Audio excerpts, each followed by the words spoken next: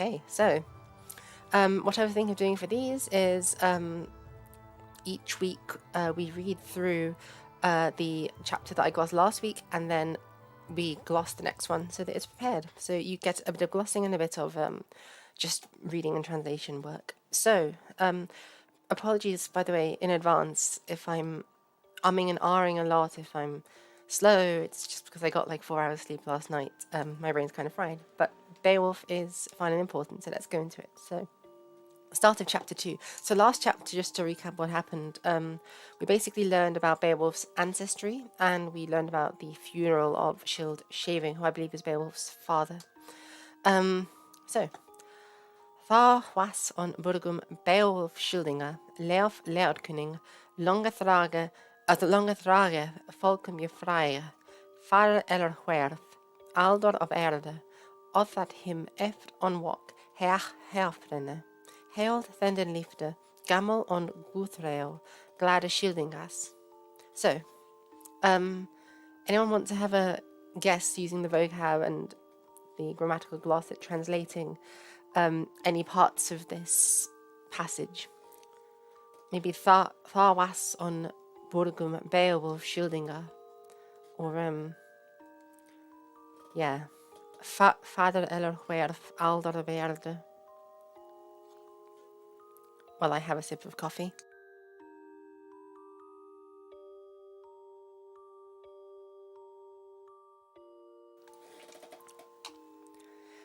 We've got some cool compound words here as well, or this one at least I should say is quite cool. Guthrael, so Guth is battle, and Reo is like, I translated it as fierce here, but it more commonly means like savage. So that's quite a cool description for a warrior. But anyway, so it's then Beowulf of the Scyldings was in the towns. The beloved people king, for a long while, sort of for the people, or with the people, the famous one. So they're sort of sandwiching these adjectives which are describing Beowulf, because these adjectives here, Leof and Yefraya, they are in yellow, as is Leodkinning and as is Beowulf. So they're all describing the same thing.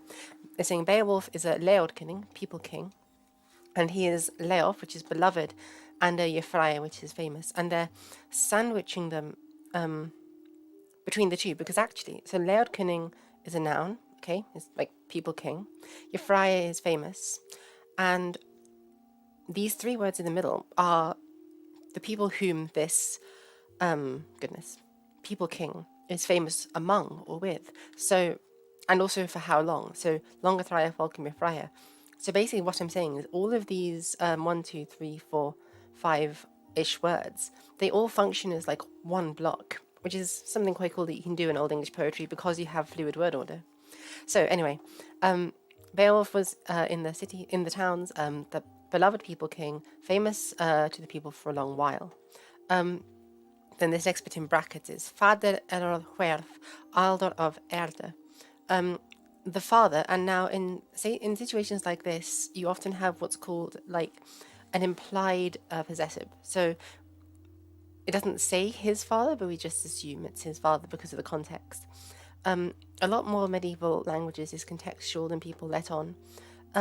So father eller huerth, the father elsewhere, elor, you can see the connection with modern English. Huerth, we have our word warp from that, and maybe it's a good way to remember, like in Star Trek, when they're going at warp speed, they're like vanishing, they're disappearing off to some faraway place. So maybe that's a nice way to remember it. Aldor, that's elder, of erde. So again, like above here, all of these yellow words are the thing that is doing the was. So Beowulf, the beloved people king, famous to the people for a long time. All of this is saying he was, because this is our verb that's bold here. He was in the towns. And likewise here, so we have father, that's one yellow word, and that's father, of course. And that here we have, I think it's an adjective or maybe a noun, aldor, but it means elder, of from the earth. So it's these two go together and they are sandwiched around the verb because you can have fluid word order. So this is literally the farther elsewhere he disappeared, the elder from the earth. And you can see how the syntax of it is familiar. It's sort of a poetic register that we recognize today. So, all that hymn efter och hälften. So, until, for them, afterwards, awoke the high Halfdane. And again, high Halfdane, we can tell that he's the one who awoke because it's yellow, basically. Hailed Thenden Liefde, Gammel on Guthrael glade Shieldingas. Now, because Halfdan is the yellow person, we can presume that it's the same person who is doing the holding and the living. Hailed and Liefde, so he held and lived them. And the thing that he held while he lived are the glade Shieldingas, the happy shieldings, or the glad shieldings. Now, the two adjectives that is describing Halfdane are Gammel, old, and Guthrael, which I said earlier is like battle, savage. So that's quite fun. Right. As usual, you can take a pause to take a screenshot if you want to and translate this on your own. But you can maybe pause or meet me so that you can see how well your translation does. And if anyone can translate any of these little passages, feel free to type it in the comments, and I will let you know. And also, oh my goodness, my new camera is messing up, so I'm going to change that really quickly. Mea maxima culpa, you guys. Right. Boom. I mean, having my camera up doesn't matter that much. It's just Beowulf, but still. Awesome. Right. That should be fine. Let us return. So, tham feurbear forthirdimed in world walkun, werda raswa, herogar on hrothgar on halga till. Hyrich that Ides was atalan quen, herdo shilvingas helsjebeda. And that's a very interesting word down there. So, to them, or for them, and I've given all of the different meanings of tham here because the dative case, like I said here, is just extra information, so it can mean all sorts of different things. And I've given all the different possible meanings. In this case, it's like to them or for them. That's more likely. Fair bern for theorimed in world walken. So for them, and that's presumably referring to the shieldings, because we had those earlier, the happy shieldings, that's in the plural. So probably tham, which is also plural, it's them, right? Is referring to the shieldings. So for children, and if you're from the north of England or from Scotland, you might recognise bairn as like a word for kid. For Thierrimed, tallied, the tallied ones. In world, so this is in plus the accusative case, which means into the world, they awoke. So for children, so for tallied children, woke into the world with them. Now this word for Thierrimed, we can ask what it's doing here, right, within the poem. So one can say if somebody is simply, what's what I'm looking for? If one is simply recalling somebody's children, you don't need to say like they're counted or they're all tallied up. So I think what this is doing here is saying, like, these are all the children that we know of who were born to Halfdane. So, and that's just my personal interpretation. Maybe there were others, you know? So, where are the Raswa? I think this is the first one. And it's interesting that he's not really named. So it's like the counselor or leader, Raswa Werada, of the troops. So maybe he was so famous in that role, he didn't need a name, but it is interesting. And we have Heordogar on Hrothgar on Halgatil. So these are all different names, obviously, because they have the capital letters. Heordogar, I can't remember, but the gar ending means spear, and Hrothgar, and Halga as well. That means holy, I believe, and I think that's a female name as well, Halga. Til is just like also, so that we know that they're different from this Raswa. So it's like the leader, the counselor of the war troops, Heragar and Hrothgar. Oh, and also Halga is what they're saying. And then the poet, the Beowulf poet, interjects himself and he's speaking. Hear the itch that Ides was Athalan Quen. So I heard that And now this that introduces a new relative clause, which is why this Ires is not the same person as the itch. The itch is probably a male speaker because it's a shop singing in the hall. And Ires is the word for woman. And it's come after this thing that, which functions exactly the same as in modern English. So, heard I that the woman was the noble's queen. This sentence actually passes, we can understand it in modern English. We'd maybe change it a little bit. But this basically says, I heard that the woman was, pardon me, the prince's queen or the nobleman's queen. Now and then they name this guy. So look, we've got the green word here, and this other word, which is green, is the person. And that is the Herðoshilbingas, the battle shilving. And this yellow word goes with Ires and Quen because it's also yellow and it's come after the word that. So it's part of the sentence, I heard that she was so-and-so. So she was a woman, she was a queen. And this word, Healsjabeda, and presumably this is referring to Halga as well, because that's the only feminine name that we have in the list up there. And presumably the Raswa isn't going to be a woman who's leading the war band in early medieval, like Viking Scandinavia. Not Viking, I should say. It's a bit before the Viking Age, but whatever. So Hels is neck, and Yabeda is concubine almost. So it's like a neck consort, which is very interesting. There is an emphasis on necks in Beowulf, which is very curious. I'll skip down to it later. Somebody remind me if anyone remembers to talk about the necks in Beowulf, because when Beowulf fights the dragon, the mortal wound that kills him is to his neck. I think there are also references to necklaces and jewelry at some point. There's clearly something symbolic happening with this. And also actually this is a very unrelated context, but in a poem that I translated from Ostrogothic Italy, where a Roman nobleman is sort of gazing on this sort of male cross-dressing prostitute, and making fun of this person. The poet, Latin poet, sort of described this person as trampling like lions' necks. Like this is symbolism of a rabbit, a hare trampling the necks of lions. So this idea of like a feminine person having contact with the necks of a noble man is actually it seems to be a early medieval anxiety perhaps about sexuality and I mean, I don't know enough to say more about it than that, but it's interesting to note that there's a correlation there. There's something going on there that somebody could do further research on. I'm going to have a sip of coffee. Feel free to take a screenshot and have a go at translating any of this if you want on your own. And we can continue. Also, guys, is my audio coming through everything? Everything's okay? Because I only ask because there's normally more comments and there presently aren't any. And I'm worried that I'm streaming and it's not going anywhere.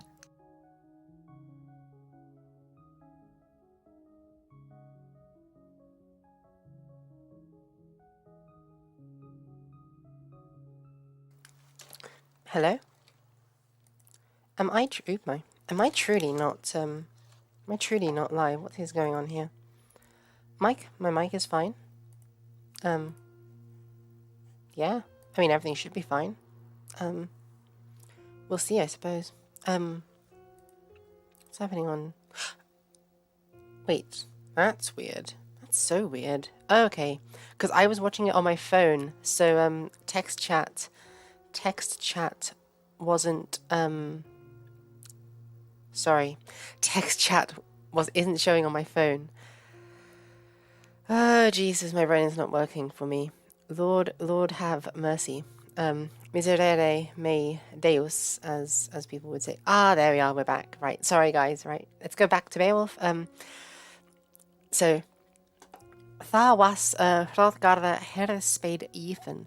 Wies werthmund that him his winemagas jerne hurdon, or that seo Jörgoth he weox magodricht Mitchell. So we have this same construction here. It's I mean, it's not very significant. It's literally just like, then there was, and now this is what the poet is saying. It's quite common. Tha was Hrothgarda's hersped Ethan. So given is the same as modern English given, basically. So then there was, and the thing that is being given is this Spade, the war victory, to Hrothgar. So this was given is literally the same as in modern English. It's just that because in Old English the word order is flexible, they can mess it around, whereas we can't. And so this is to Hrothgar. And this yellow is also referring back to the Herasped and Yifan. So it's Werthmint, which is exactly what you guys would imagine based on the cognates for modern English, which is Werthmint, and it is the Werthmint of a battle, of a war. So that's the victory that was given to him. Where are we? Michael made an interesting point that the Saxons seem to have a fetish about necks. Harold II had a common law wife called Edith Swan's Neck. Yeah, exactly. Not just that, actually. In I have a video audio book of it on my channel. Geoffrey Chaucer's The Miller's Tale. I mean, it's a comedy poem, but it describes the Stacey Allison who the cuck Nicholas loses to the Chad the cuck John loses to the Chad Nicholas. It's so much fun, and then they get like played by the Gad Absalon. It's a great poem. It's so much fun. You should read it. But like this like sexy wife who's being seduced by this adulterer Nicholas. She is described with focus on her neck. Her neck was like long and thin, and they say it like a weasel, which is amazing, honestly. Like, if any of you guys call your girlfriends a weasel and it goes well, do let me know, because you deserve a medal for bravery. Right, superlative. Let's go on.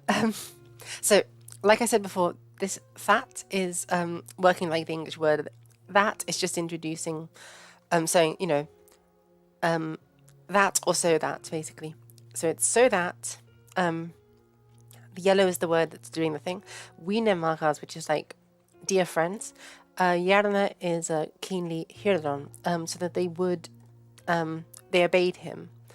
So that's not too difficult. So him hirdon, they obeyed him. His wine magas, his dear friends. And then Yarna is eagerly.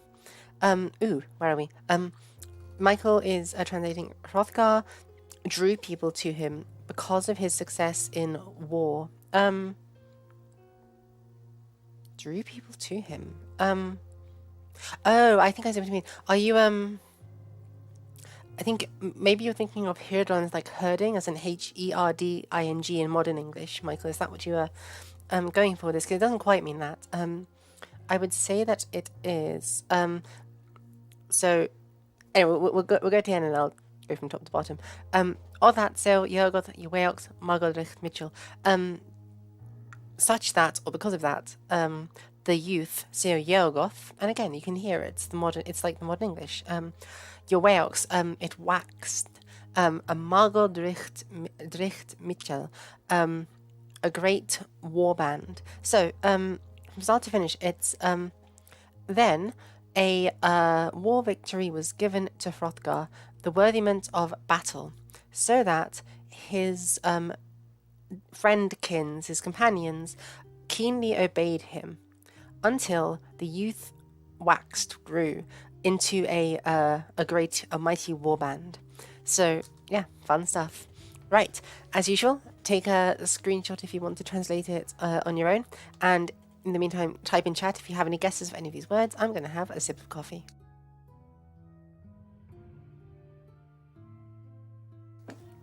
Right, so him on Maud Bern that Herr Richard Hatton Walde, Meadow Arn Mitchell, Men je Wirtjean, van de Ildo Bern afre je Frunon, und thar on innan je dalan, jeungum on eldum, zwilt him God selde, but on volkschade on ferum gumena, for fuck's sake. I had this yesterday, my throat is being weird. Anyway, right, so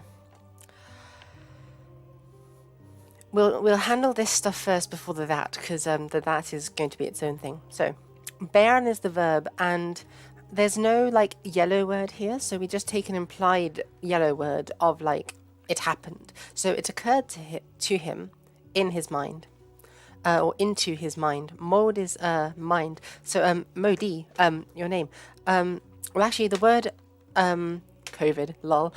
No, I don't have COVID. I've got one of my vaccination shots. I'm getting the other one relatively soon, and I don't go out. I'm antisocial. I hope I don't have COVID. I'm terrified of it. I don't want long-term COVID. Anyway, right. So, into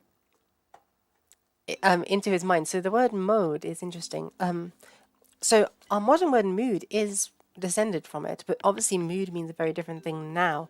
And the word modi, M-O-D-I-G, it one could, the etymological translation would be like we'd say it's moody or something, but that's not at all what it means. Like irritated in the Old English. Jack Tier is asking, why do I think next we're obsessed about any ideas? Right. Okay. So there's one thing I could. Also, I'm looking for. Give us a guess, and that's like contrary to our present day evaluations of different kinds of sexuality in the Greco-Roman world, which hugely influenced all sort of late to medieval European societies, including the Danes and the early medieval English and such. Yes, Modi does mean brave, basically. It can mean a lot of different things. It can mean brave, it can be haughty, it can be proud, arrogant. It's got a load of different meanings depending on the context. And you just choose whichever one is appropriate based on the context. But yeah, so about the necks. Beowulf and other poems like this are inheriting from the Greeks and Romans this sense of what is an appropriate male sexuality. And I emphasize male sexuality because female sexuality is very rarely talked about. There's actually a fun gynecological treatise from Vandal, North Africa, which this is like a joke almost, but it says, "Did you know women can orgasm as well?" And it's like, guys, come on, chill. Anyway, and just like in that treatise, they called like female ejaculation like collapsing cum, as in like falling seed. It's too much. Like, just don't. Can you not? Don't describe male ejaculation that way either. It's just like, it's awful. Do not. Anyway, back to necks.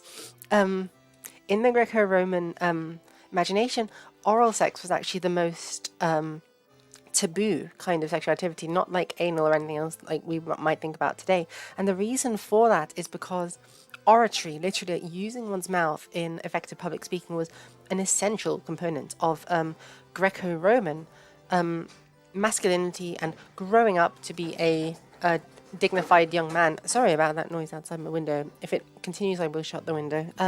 But yeah, so like good Greco-Roman men were supposed to use their mouths to perform masculinity in public. So any sexual act which sort of occupied the mouth was taboo. And in the medieval text, Deeds of the Romans, we have a really interesting account. It's like this medieval fairy tale of what was happening in ancient Rome. And there's a prince who sort of rapes this princess.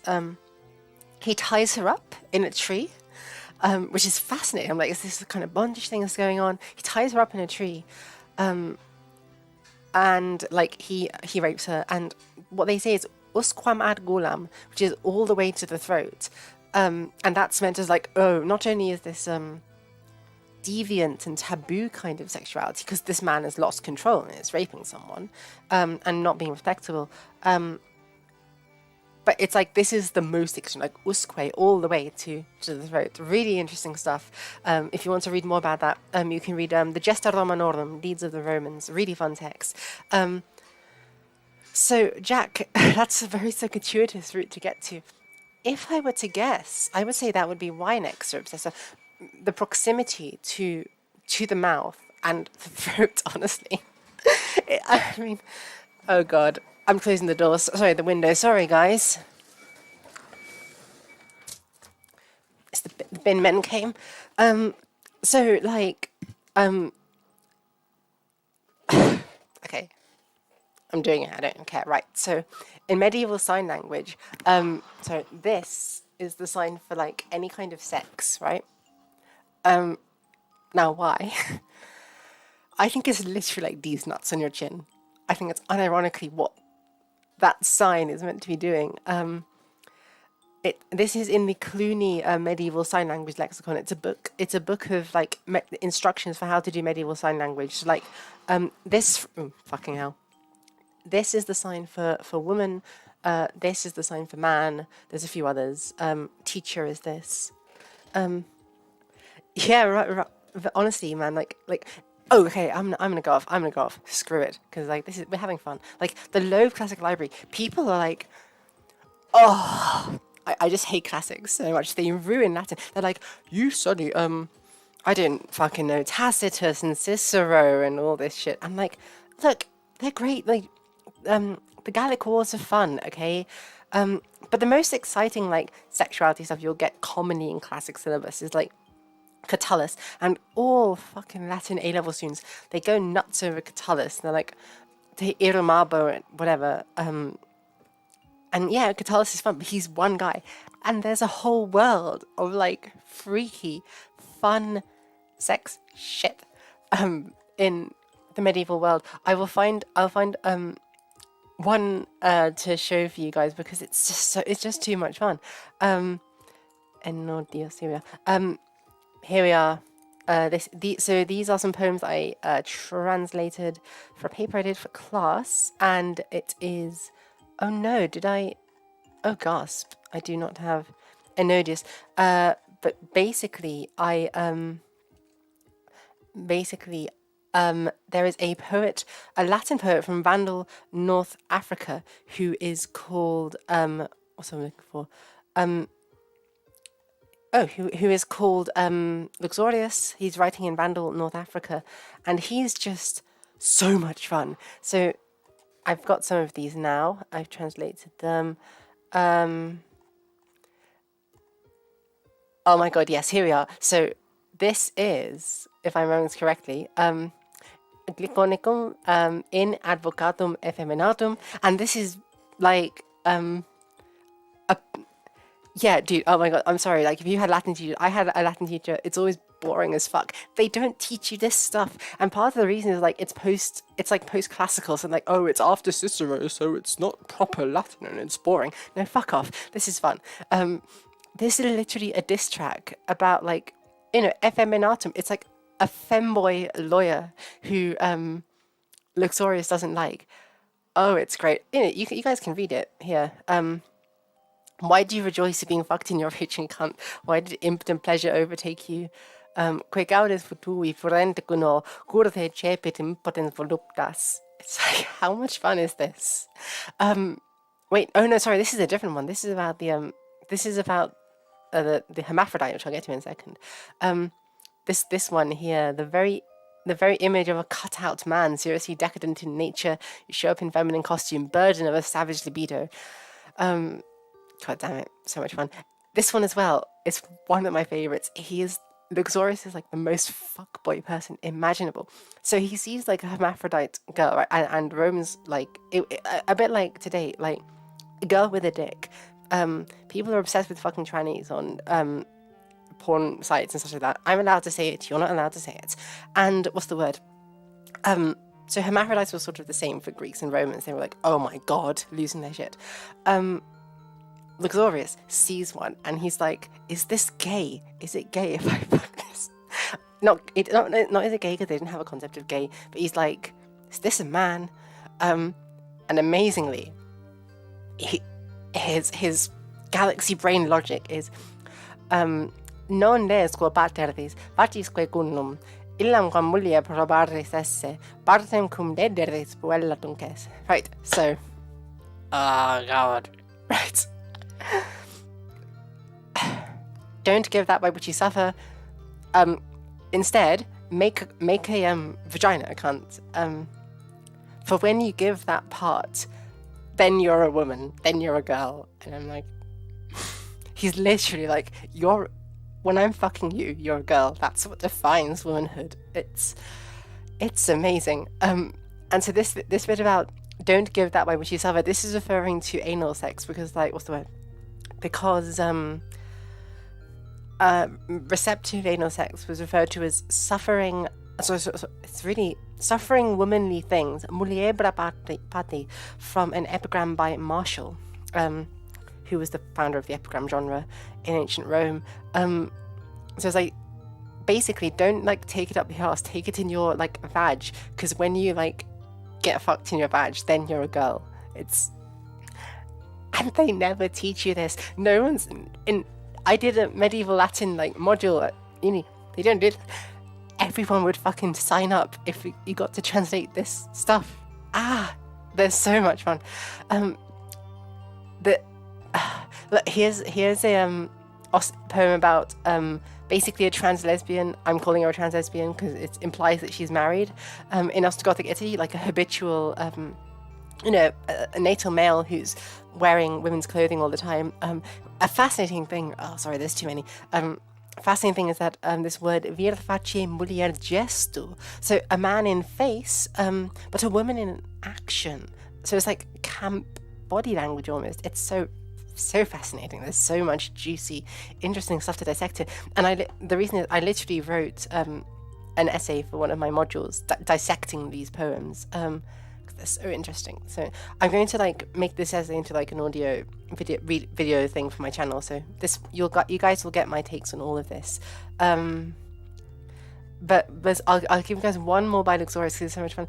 It's kind of cute and sad. So basically Luxorius, he's this poet in Vandal, North Africa, right? He goes to this concert. He goes to a concert and he hates it. She's like really shit. It's a woman apparently, and he lambasts this poor guitarist basically from Vandal, North Africa, and he then writes another one after it saying, not only is your music shit, you're ugly and no one will ever love you. And he says that she's like a sugar mummy who's like giving young men gifts of money so that they'll be with her. And he's like, he basically says that you're wasting your money because any guy who's desperate or stupid enough to take the money to be with you is not worth it. And I'm like, damn! Like the level of shade. It's beautiful. And nobody talks about Luxorius. Nobody. It's a crime. It's a fucking crime. Oh, this poem also is Eat the Rich. That's right there on the page. Like, okay, rant over. The point is, fucking learn Latin and then you can read this shit for yourselves and have fun. Oh, God. Sorry, I could go on for years about all of the great Latin literature that there is that people just don't read because it's in Latin. But that's the link to the Beowulf, by the way, if anyone wants the link to the slides for themselves. Okay. So, Jack, thank you for the question on necks. It's a very interesting question. The short answer is because the Romans were also obsessed with necks because of these nuts in your chin. Didn't think that I would be teaching these nuts in your chin in an Old English class, but here we go. This is how my life is turning out. Right, so I'm gonna have a sip of coffee and then we'll get back to translating this. No, but I love talking about this. This is like, do not apologize for the distractions. These are fun distractions on a level. Oh man.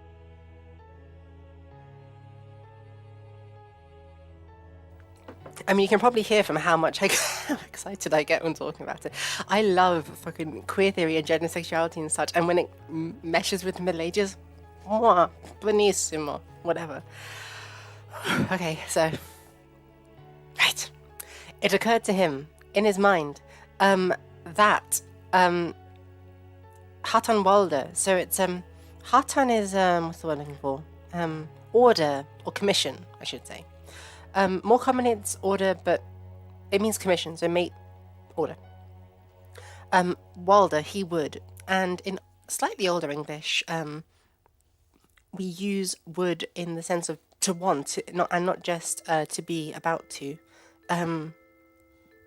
Like, I don't know, I would ask you a question, this kind of thing. I still use it in that way because my English is a bit archaic, but most people don't.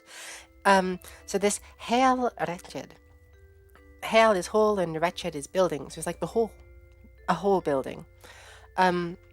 Meadow Arn Mitchell. Now these are both red, so they are still referring to this Hail Wretched, the hall building that's being built up.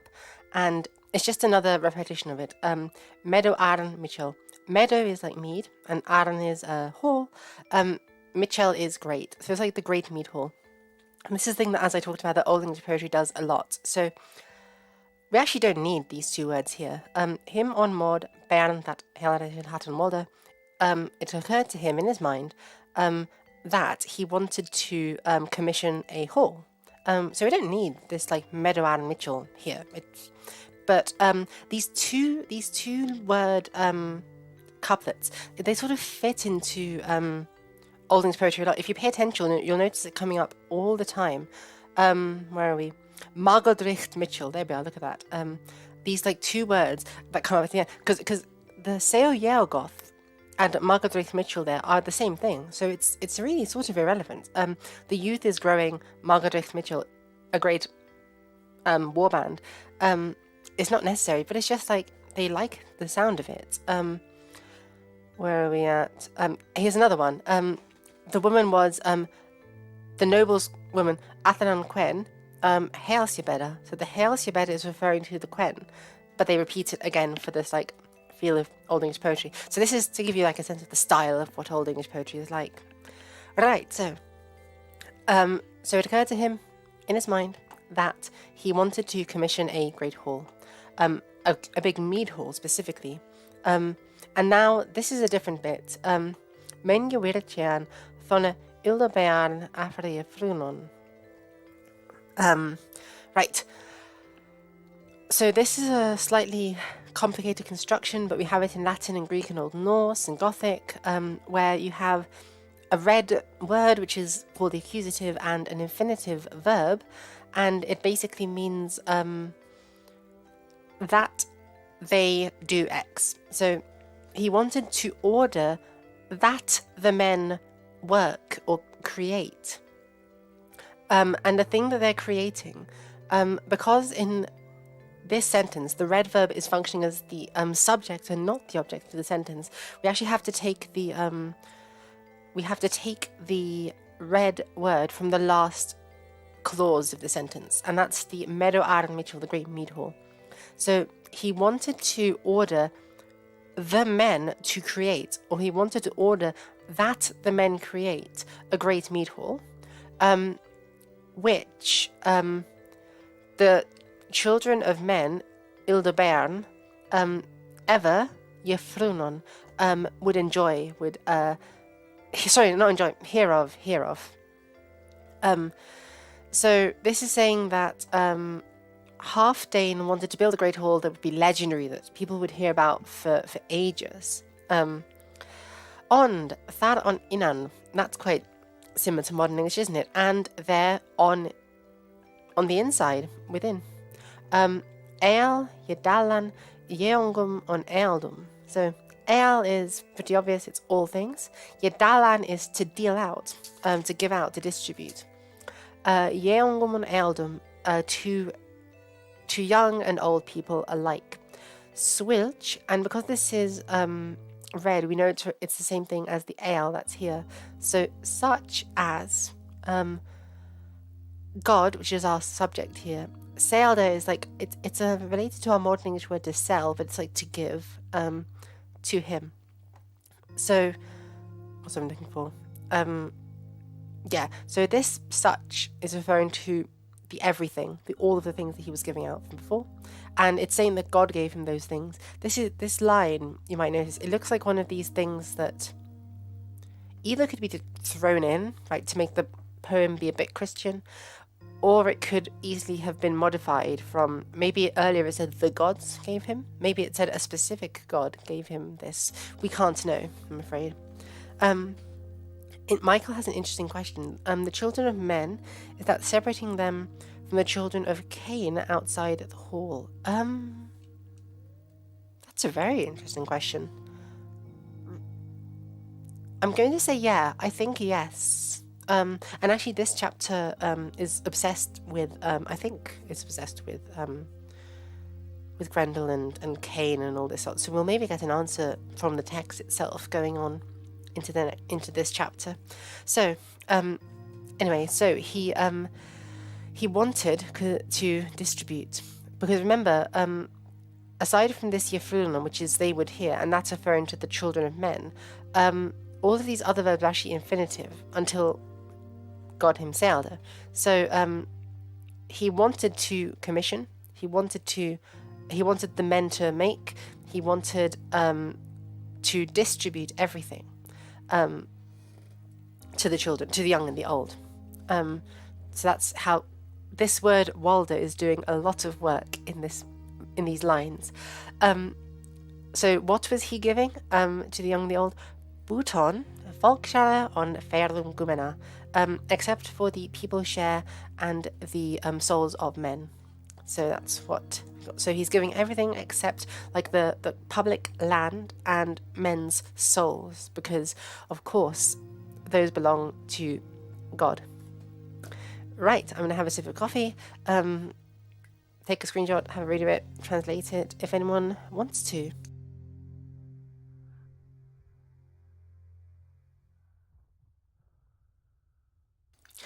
Right, so Fa ich weidie freien werk je bannen maniger maithe yeon this na midden jaar fox did a flat one.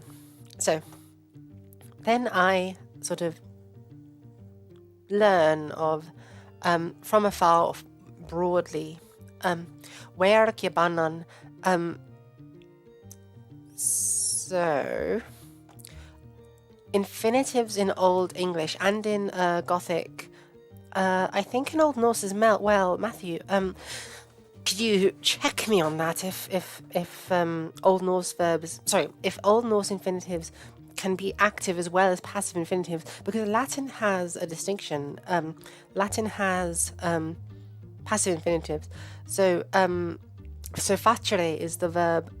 It means to make in Latin, but faci, I think it's either faci or facere, I'm a bit forgetful right now, is like to be made. And they distinguish that with the form in Latin, but in Old English the end of the word doesn't actually change if it's an active or a passive infinitive. You just learn it from context. So we have a couple of infinitives here, and these are underlined. The infinitives are always going to be underlined. Ibanan and flat one. So this could mean either to bid or to be bidden, and flat one can mean to adorn or to be adorned. Ooh. So Mike is guessing far and wide. Many people heard. Wait. So Michael, you've got the gist of it, to be sure. It's then I far and wide or broadly learn that the work was ordered or commissioned because this is that same thing of the a red plus an infinitive, which means that red thing happened. So I learned that the work was commissioned. So this is sort of interesting.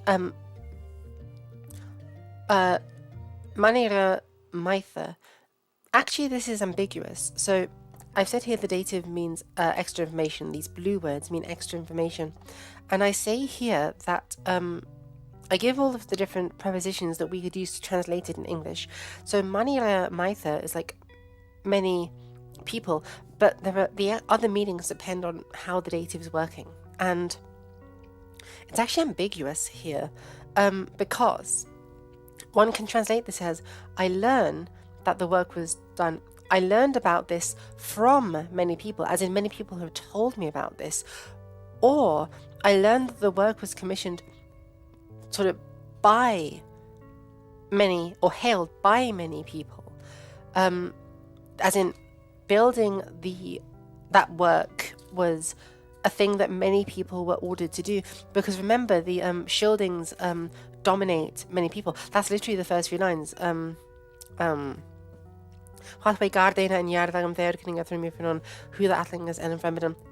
these lines, oft shield shaving,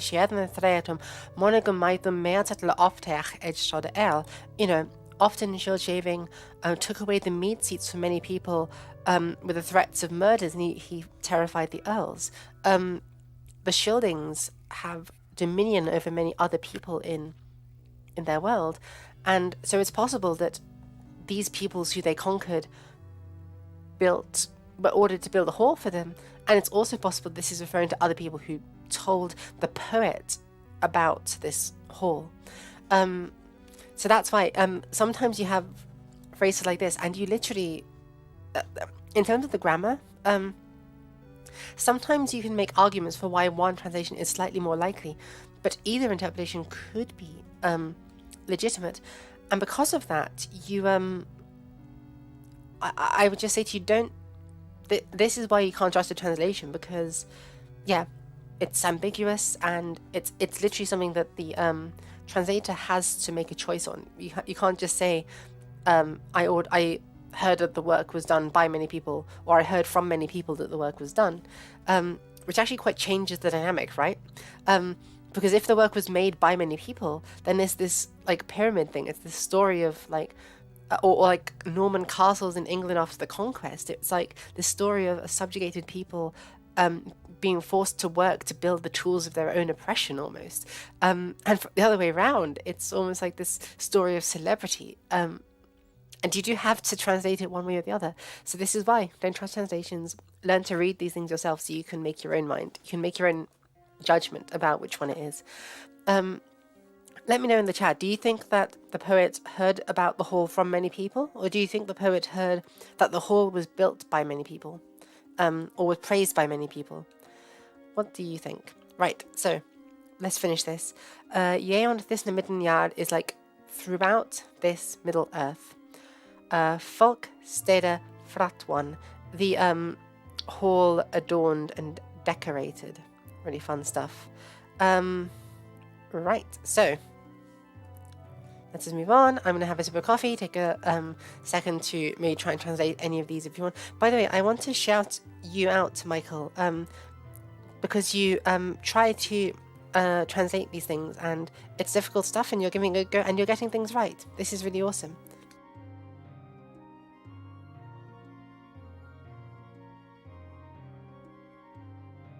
Okay, Brian thinks it was praised by many people. Interesting. That's not a statement, Brian. Like, I have no idea. You could very well be right.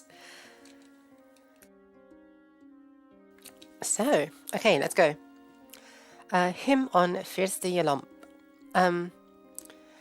Adren mit Ildum, that hit where El Jero, Hal Arne Mast, shop him hert naman, say they his word is wild wederhafte. Hij belt ne alech, bergas dalde, sink at simle. Me. I'll turn this down ever so slightly. Right, so I'll put a link, by the way, in the description again. Shout out to my friend for letting me use his music. Oh yeah, sorry guys. If the music's ever too loud, and just like let me know and I'll turn it down. Or I can turn it off. I don't need. It's cool. My bad. Anyway, right. So, let's deal with these 4 words before the comma. So, it happened to him on first. Now, actually, notice it's actually very similar to what we had just a few lines before. Him on Maud Bairn, it occurred to him into his mind. It occurred to him in a span of time. So this is almost, I don't know, harking back to what we had earlier.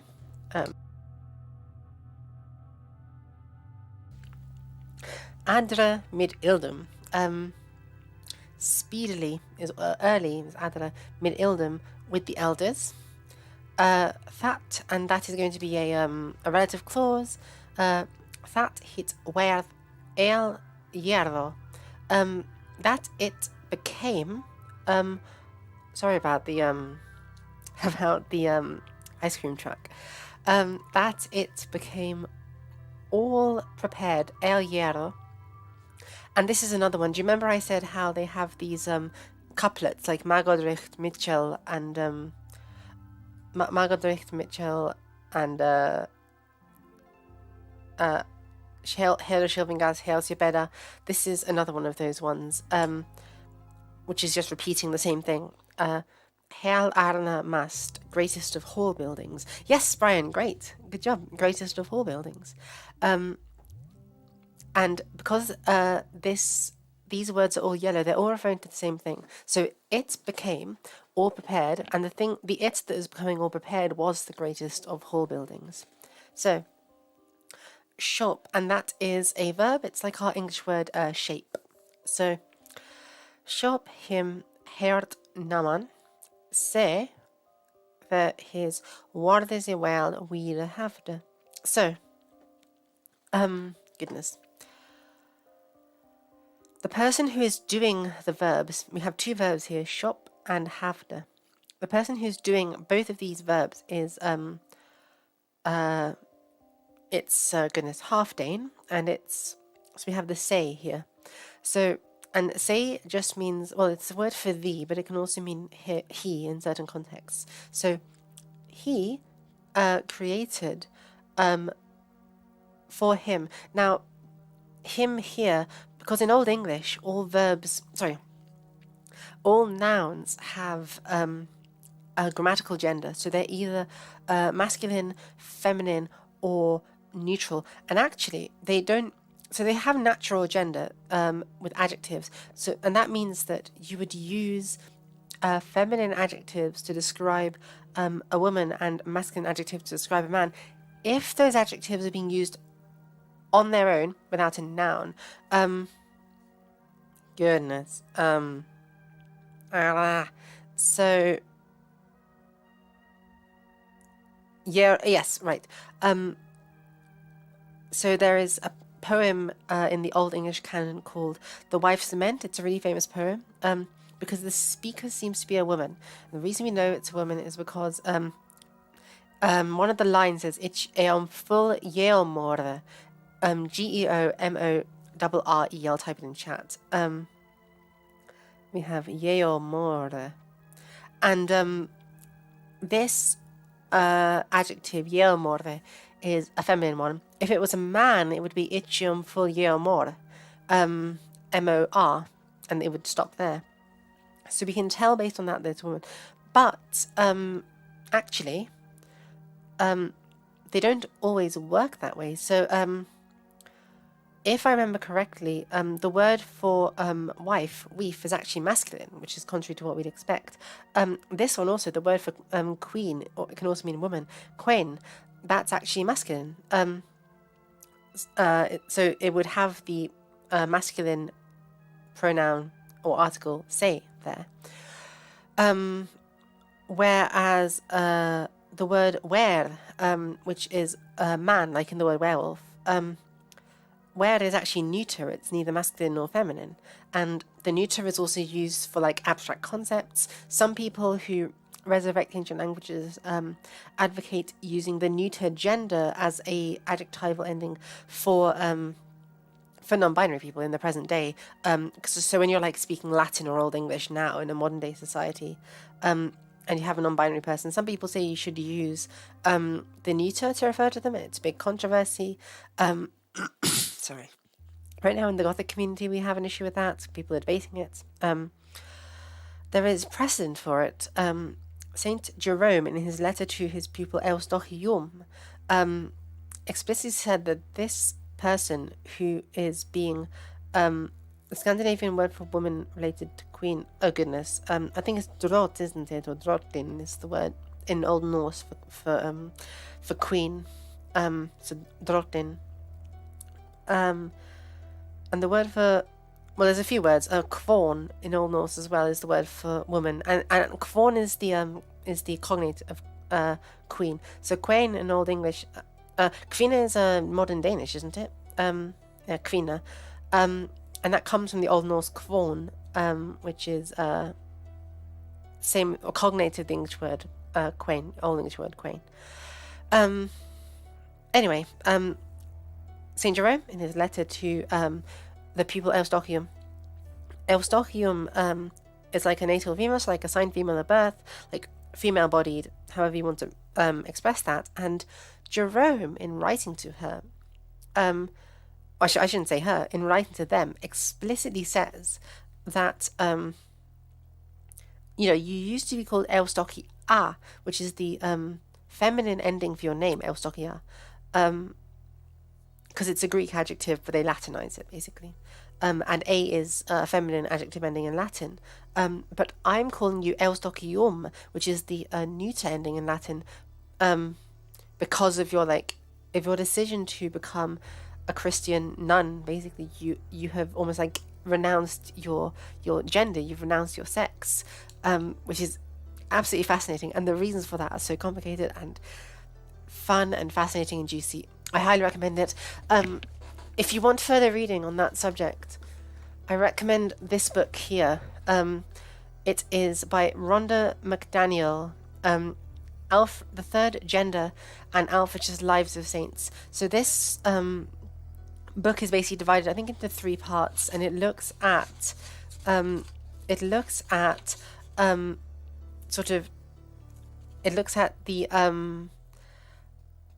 Latin patristic literature that literature that influenced Old English saints' lives, like Alfred of Evesham. It looks specifically at how these ideas play out in Alfred's famous book, The Lives of Saints, and it goes through different sort of ways that gender manifests. So whether as brides and soldiers of Christ in terms of the bodily politics, and also rulership as well. So once again, the Third Gender and Alfred's Lives of Saints by Rhonda McDaniel. Absolutely fascinating book. I highly recommend if you guys want to read more about how people thought about sex and gender in early medieval England. Absolutely fascinating stuff. Red Singletonix is asking, how do you say my queen? I think it would be Queen Mina. And I will check that actually, because I don't want to be misleading. Because I think Mina is the correct adjective ending. Is the feminine ending for the Old English. Min, which is mine, but I do want to check that. So, Old English. Here we are. Lovely. Min. Oh no, I'm wrong. So it would just be Queen Min. So literally Queen Min. There we are. Queen Min would be how you say it. Nice. So, let us return. Oops, no. Enough of that distraction. Sorry guys, I get off topic very easily with this stuff. There's just so much interesting stuff to talk about. Ooh, exciting. Right. So, she heard of the work from many people praised throughout Middle Earth. Ah, is this for this one? Right. Michael, not quite, but you're almost there. So it's this one is then I far and wide hear that the work was ordered or commissioned either by many people or I heard from many people. We don't know which one it is. Throughout this Middle Earth, to decorate the hall. And actually, I have an opinion now. I think it's the poet heard of it from many people, because if they're like throughout the world, it's unlikely they could have all been there to decorate the hall. So I think like he heard of this poem from many people. So then I, from far away, heard that the work was commissioned. Sorry, I need to start again. Then I heard far and wide from many people that the work was commissioned throughout this Middle Earth. Sorry. Then I heard from many people far and wide throughout this Middle Earth that the work was commissioned, that the Folkstead was decorated. Right, there we go. Superlative. Old English syntax, it'll mess you up. You have to be careful. Right, so back to this one. So all of that was a distraction, but I think it's, because a lot of you guys are new to Old English, it's good to teach you guys how the pronouns work in Old English. So this pronoun is the word for he. So he, and because it's yellow, it's the thing that's doing both of our verbs, which are the bold words here. So shop and havde. So havde is quite obvious. It's like had, and shop is shaped.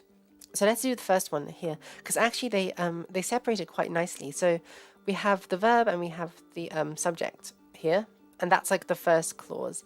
And then we have another relative clause that's introduced by they. So let's do these first 5 words.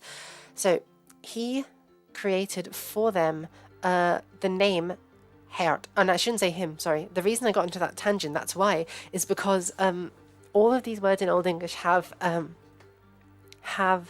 gender, including inanimate ones. So, fuck. Yeah. So if I have a lamb, goodness. Oh, okay, fine. This is a that water, I think.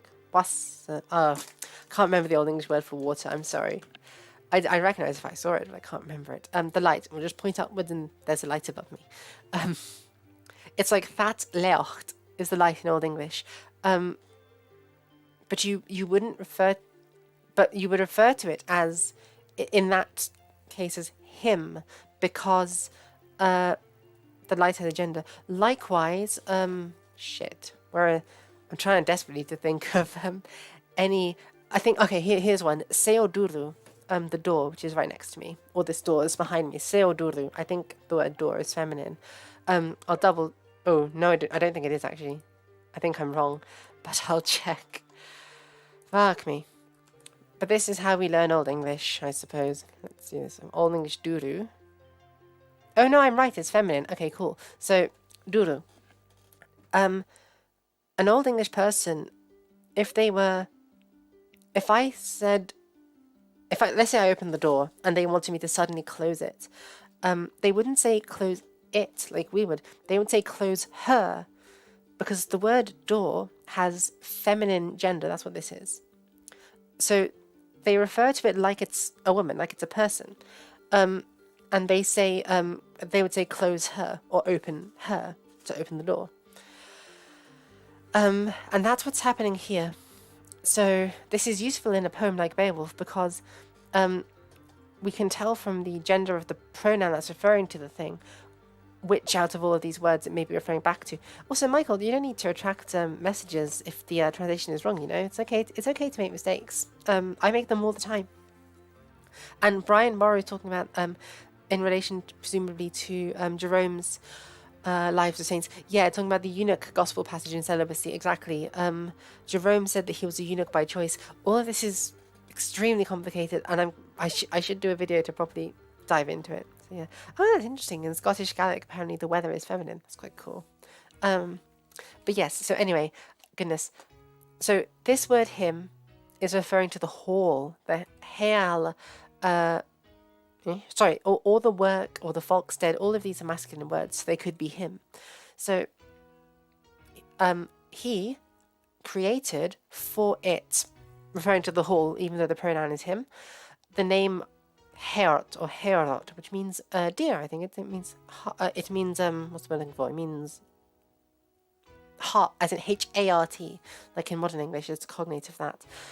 So he created for it the name of Herot, he who, of his word, wield or power, far and wide he had. So this clause is super complicated, but it's like he created for that hall the name of Herot, he who had control of his word, and that's his reputation, far and wide. Or dominion of his word. It's like if he commanded something, it would be done far and wide. And now that I think about this, actually, maybe that makes the interpretation that the hall was built by many people a bit more plausible. We can't know. We truly can't know. Let's just go on for the time being. He beartene alech bearas dalde sing at simle. So, we have he, and that's the same person as we had earlier. This is Halfdane, who's building the hall. Beot, and that is, what's I'm looking for again? He Beot ne alech, he broke not his vow. Alech is broke, etc. Alech is actually, I think it's related to the word lay, as in to lay aside, to lay away. And Beot is like his bidding. So he didn't lay aside his vow. He didn't break his vow.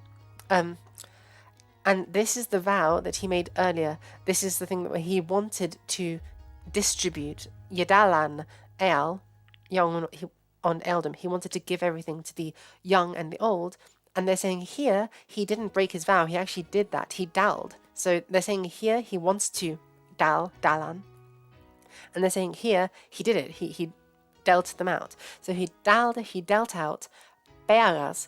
Now, this word bear, it's like ring or crowns or band. It's a circular bit of metal. And this is one of those ones I say where Tolkien stole the Lord of the Rings from Beowulf, and you can do like a Tolkien-esque translation of Beowulf and just translate all of the different words that they use for ring as ring rather than as a crown or an armband. And just how good he made this big hall, like fucking what's the name? Sauron, and he gave out rings to people. Come on, that's so much fun. Anyway, Sink at Simla. So he's also giving this out as well. He also gave out treasure at the feast. Right, that was a lot, and it was a complicated one, but we did it, guys. Go team, we got through it. Also, good job on you guys for having the patience to stick throughout, all 7 of you who are still here. So I think we're almost done with the second chapter.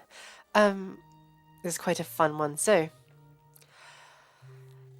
let's take a breather, deep breath, and take a screenshot to translate this on your own if you want to. So, Sele lieferde Herr und Hornjeb, haddo Wilma bath, ladan ligas, ne was hit lenge tha yen, that se hette Arthum Swerian after a while need the Waknan shoulder.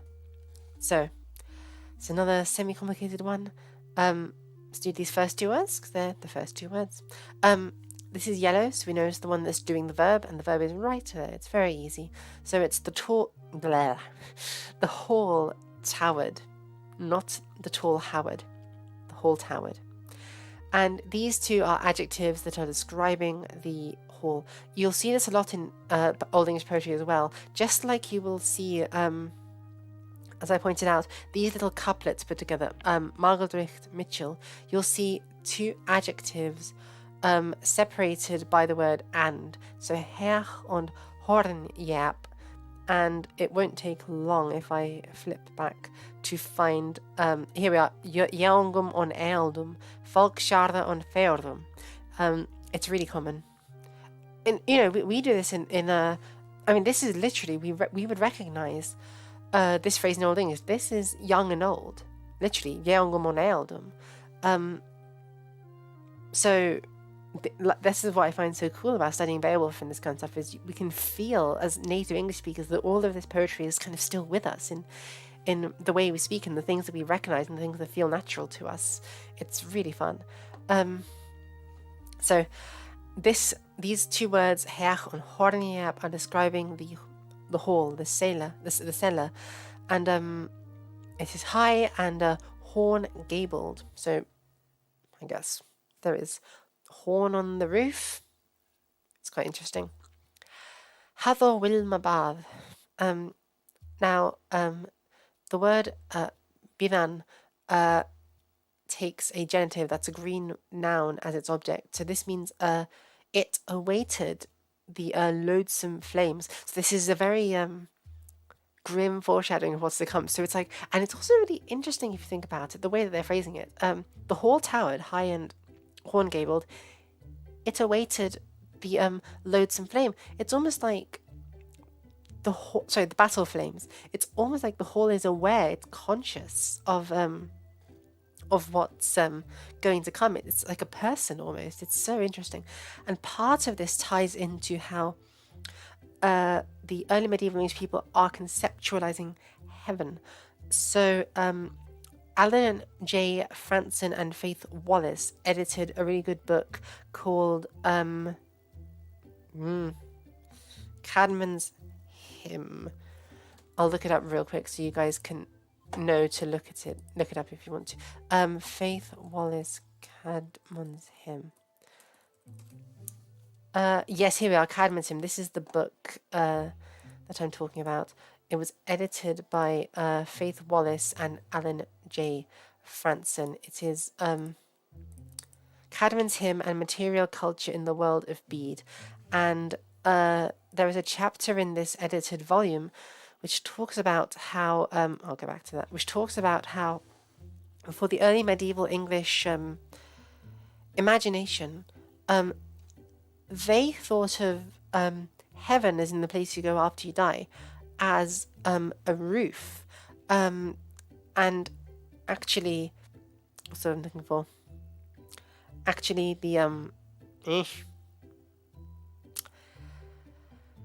so the word heaven, Heophon, it literally just does mean the sky. There is a line that explicitly says this in my favorite Old English poem. Like, guys, you know, I love Beowulf, it's fun. I'm slightly more fond of a poem called Christ and Satan because it's metal as fuck. It's just like, the lyrics, it's like black metal song lyrics, Christ and Satan. You must read it. It's like so much fun. Oh, there's a great line, like, Itiam fach with God. And Grendel's described exactly the same way, and it's like bloodstained against God. It's like, oh, it's metal. It's like this is a hall of torments, dragons are writhing. So much fun. Anyway, in that poem, it said that God Sheol Ildebean Helfon Tohrofa, he made for them heaven as a roof for them. So it's like a protective covering. And therefore, within and or underneath heaven, it's almost like a house. And existence is a house with people on different floors of it, in different levels of authority. So it's almost like, you know, the attic, the top level of the house is heaven. Brian, not a dome, as specifically as a roof, like an arched roof. Not a dome. That's different. I think the Greeks and Romans thought of it as a dome, but the Anglo-Saxons are thinking of it as a roof. And in the attic of the roof, at the triangle bit, and the triangle, coincidentally, you know, Trinity symbolism with the triangle, that's where heaven is. That's where God and the good people and the saints are after they die. The Middle Earth, you can say, is literally the middle of the house, right? It's the bit that everyone's living in until they can ascend. They can go up the stairs, as it were, to the top. And then maybe hell is the basement, or just the garden where people go to be buried and eaten by worms. So it's extremely interesting stuff. And it's possible, because that idea of heaven as a roof didn't need to be, it's not something that was imported into early Anglo-Saxon Christianity because of Latin literature, because a lot of culture gets imported from Latin literature in early medieval England. Most of our Old English texts are translations from Latin. Beowulf is one of the only exceptions, actually, along with the Anglo-Saxon Chronicle. So because this idea of heaven as a roof did not come from the Latin literature of the time, which more likely describes heaven as a dome, it seems like what this is that this was a cultural belief of the Anglo-Saxons, which was adopted into Christianity during the conversion in the 6th and 7th centuries. And because Beowulf, as a poem, like we say, is sort of in between sort of semi-pagan and fully Christian generations of people, I think it's possible that this sentience, implied sentience, I should say, of the hall, the fact that the hall is awaiting, it's like conscious, it's almost got a mind of its own. Maybe this is some kind of reference to how heaven once functioned as a deity in pre-Christian Anglo-Saxon religion, but this is extremely conjectural. If you're like a pagan and you're a neo-pagan and this stuff is important to you and you like try to resurrect Anglo-Saxon paganism from studying the medieval text. Like I know Lernian Old English does that, and I know I hate him, but I know Survive the Drive does that as well. Don't take him seriously on anything, and don't take me seriously on this, because this is a very tenuous possibility. But it's an interesting possibility to think about, that this idea that the hall is awaiting, it's got a mind and it's sentient. This might be a relic of pagan Anglo-Saxon religion. That's a possibility to think about, is all I'm saying. Bella, can you write your own poem or a story in Anglo-Saxon? Sure, I guess I could. I've actually thought about translating the game Arcs Fatalis into Old English as well, into Anglo-Saxon. But I'm honestly not that good at it. Like, I can read Old English, but I don't know it as well as Latin. Like, I can... interpretare loqui latine facilius possum id est sine ulla difficultate quia quamdio partipicex apud societatem viva latinitatis eram. I can like burst into Latin and just talk about and just speak in Latin without making mistakes, or at least not many mistakes, because I have practiced it and I used to do it. I've not done that for Old English, I just learned how to read it. So I could write my own poem, I guess. Maybe I will. Maybe I'll do a small one for the sake of this channel. Michael White says the Anglo-Saxons believe that stones and trees had spirits. It's not a far stretch to believe the hall had a spirit. Yeah, that's possible. The Rood from the point of view of the Tree of the Cross. Yeah, the Dream of the Rood is a great poem. We talked about it last week. I don't know about this thing about like them having stones and trees having spirit. I'm not saying that to like cast this feature in Michael to say that it's not true. This is literally saying I don't know, like pre-Christian pagan religion. It's not something I it's not something I worship or study very much. So I don't know is all I'm saying. So anyway, let's continue. And this is another one, right? So this is another one of those couplets that they put afterwards. So the hall awaited the battle flames and the terrible fire. Very dramatic stuff. Side note, the song that's playing in the background right now is one of my favourites of all time. I love it.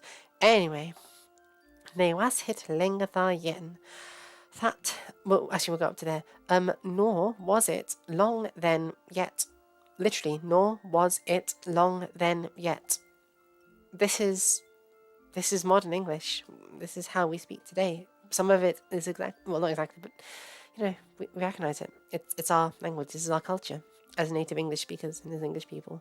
No, not like, actually no, as native English speakers, because someone from Nigeria or India is also going to recognize this. That se age hette Arthum's Werian after well need the Waknan shoulder. So it was not then yet long until the edge hette. This is literally like edge hate. So like sword hate. Because edge is a word that often means sword, although it can also mean a boundary, like a hedge or a fence. For the obvious. So this is interesting if you think about it. The fact that they're calling the fact that a word they're commonly using for sword is about boundaries tell us that they sort of view the function of a sword as this thing that creates boundaries. And if any of you certissimiri nescivi te posse loqui latine aliqua pellicula loquemur tecum loquamur nobiscum latine no tecnuntum noli adlere mi delectave tantum illud videre. Anyway, ignore me, guys. Thingy. Oh yeah, edge heat. So the fact that the early medieval English people are conceiving of, when they're seeing swords or talking about swords, they're often thinking about it as a thing that cuts, as a thing that creates boundaries. Goodness. Non è colum meum cupisne. Sver non essay weirdissime ego pia muller Christiana somatque nulla turpia huius modi velim. It is. Anyway, so meh. Right, yes. The swords are like things that create boundaries in medieval England. If you have read Michel Foucault's, I believe it is The History of Sexuality, Volume 1, he talks about biopolitics and necropolitics and sovereign power, and his argument is that prior to the early modern era, like political power in Western societies and the construction of like the West as an idea is really complicated. In history, actually medieval history in my field, it's got a bit more of an easy description because we can say the Latin West, because there was like the Latin West was like a Sprachbund, literally a sort of a written Sprachbund where, you know, scholars and clergy in that region could all read and write Latin. Like I have shown in my Discord server, for instance, and I might do a video about it at some point, but I've shown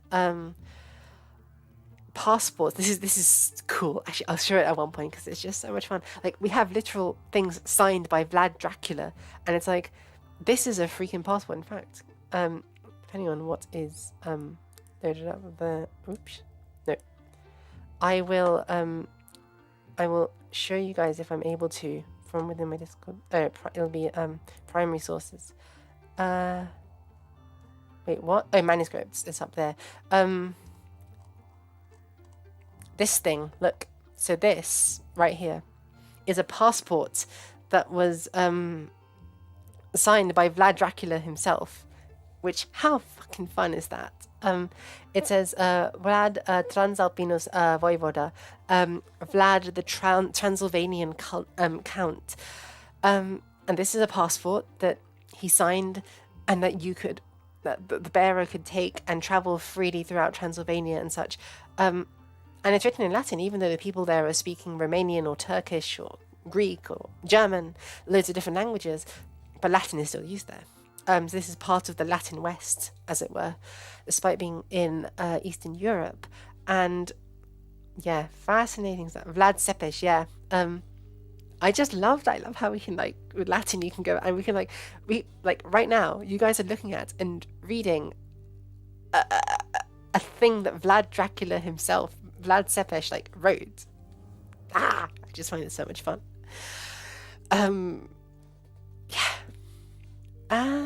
So no, it's back here. But anyway, all of that is to say that the Latin West is a more consistent idea than like the West as like a present day political construct.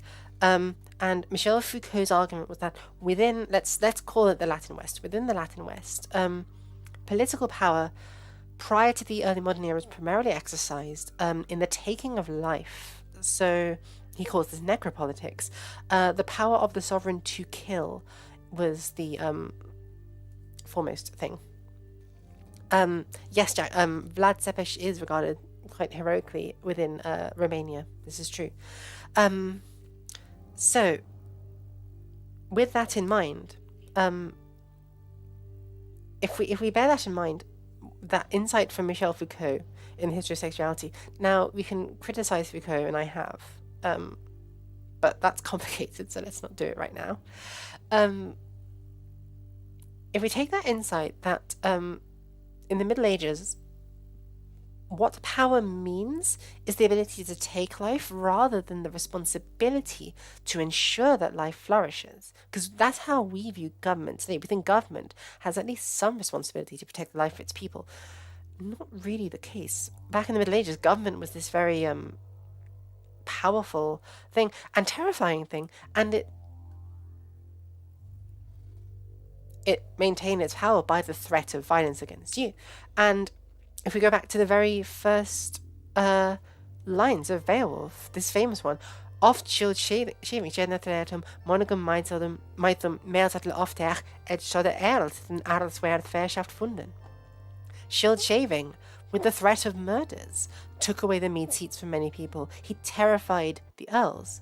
And look at this one as well, edge solder. It's really good. This same word, edge, a boundary, creates a boundary with the other earls through fear, through power. The sword as well is functioning as creating boundaries through fear. So that's really interesting as just a thing to bear in mind. These are the kinds of associations that they're bringing into play when they see the word edge and its sword. And in this case, edge hitter, sword hatred. And oh goodness, yes, Andy C, you make a great point. My video is obscuring the bottom of the vocab list. I'm stupid. I should have thought about that. I will move my video to the other side. I hope that's better now. That was really dumb of me, guys. I'm so sorry. Government is government. Vercingetorix, no. That would be government ultimately comes from the Latin verb gubernare, which is to govern. And yeah, I mean, you can have issues with Foucault, to be sure. But anyway, but it's an interesting thing to bear in mind. And we talked last week about how all literature, including medieval literature, is about insecurities that people are trying to play out about their culture. And I think that this matter of the edge, literally the boundaries between communities, is really significant in all of this. Because look at what they're contrasting here. They're contrasting the hall. And this is a hall that actually unites a lot of people. Because within the hall, treasure is given to young and old alike by the good ruler Halfdane. And not only that, the hall is built by many people throughout the world. It's a collaborative effort that brings people together. Whether we interpret this as many people heard of it or spoke about it, or many people built the hall, it still unites people in this vision of the hall. And remember, this hall being analogous almost to heaven, right? It's like idea of like creating the celestial kingdom on earth, which is one of the things Jesus bade his disciples to do. So it's really interesting that the hall unites people. But what the hall is awaiting, the hall knows that this is going to come and it's fearful of it, is the edge hate, the boundary hatred, causing division by separating through the power of killing with the hand of by the hand of a sword. That is what threatens not only the hall, but because it's threatening the hall, it's threatening that unity between young and old, between the various different peoples who built the hall. And the fact that as soon as it's built, this hall already awaits that stuff. It knows it's going to happen.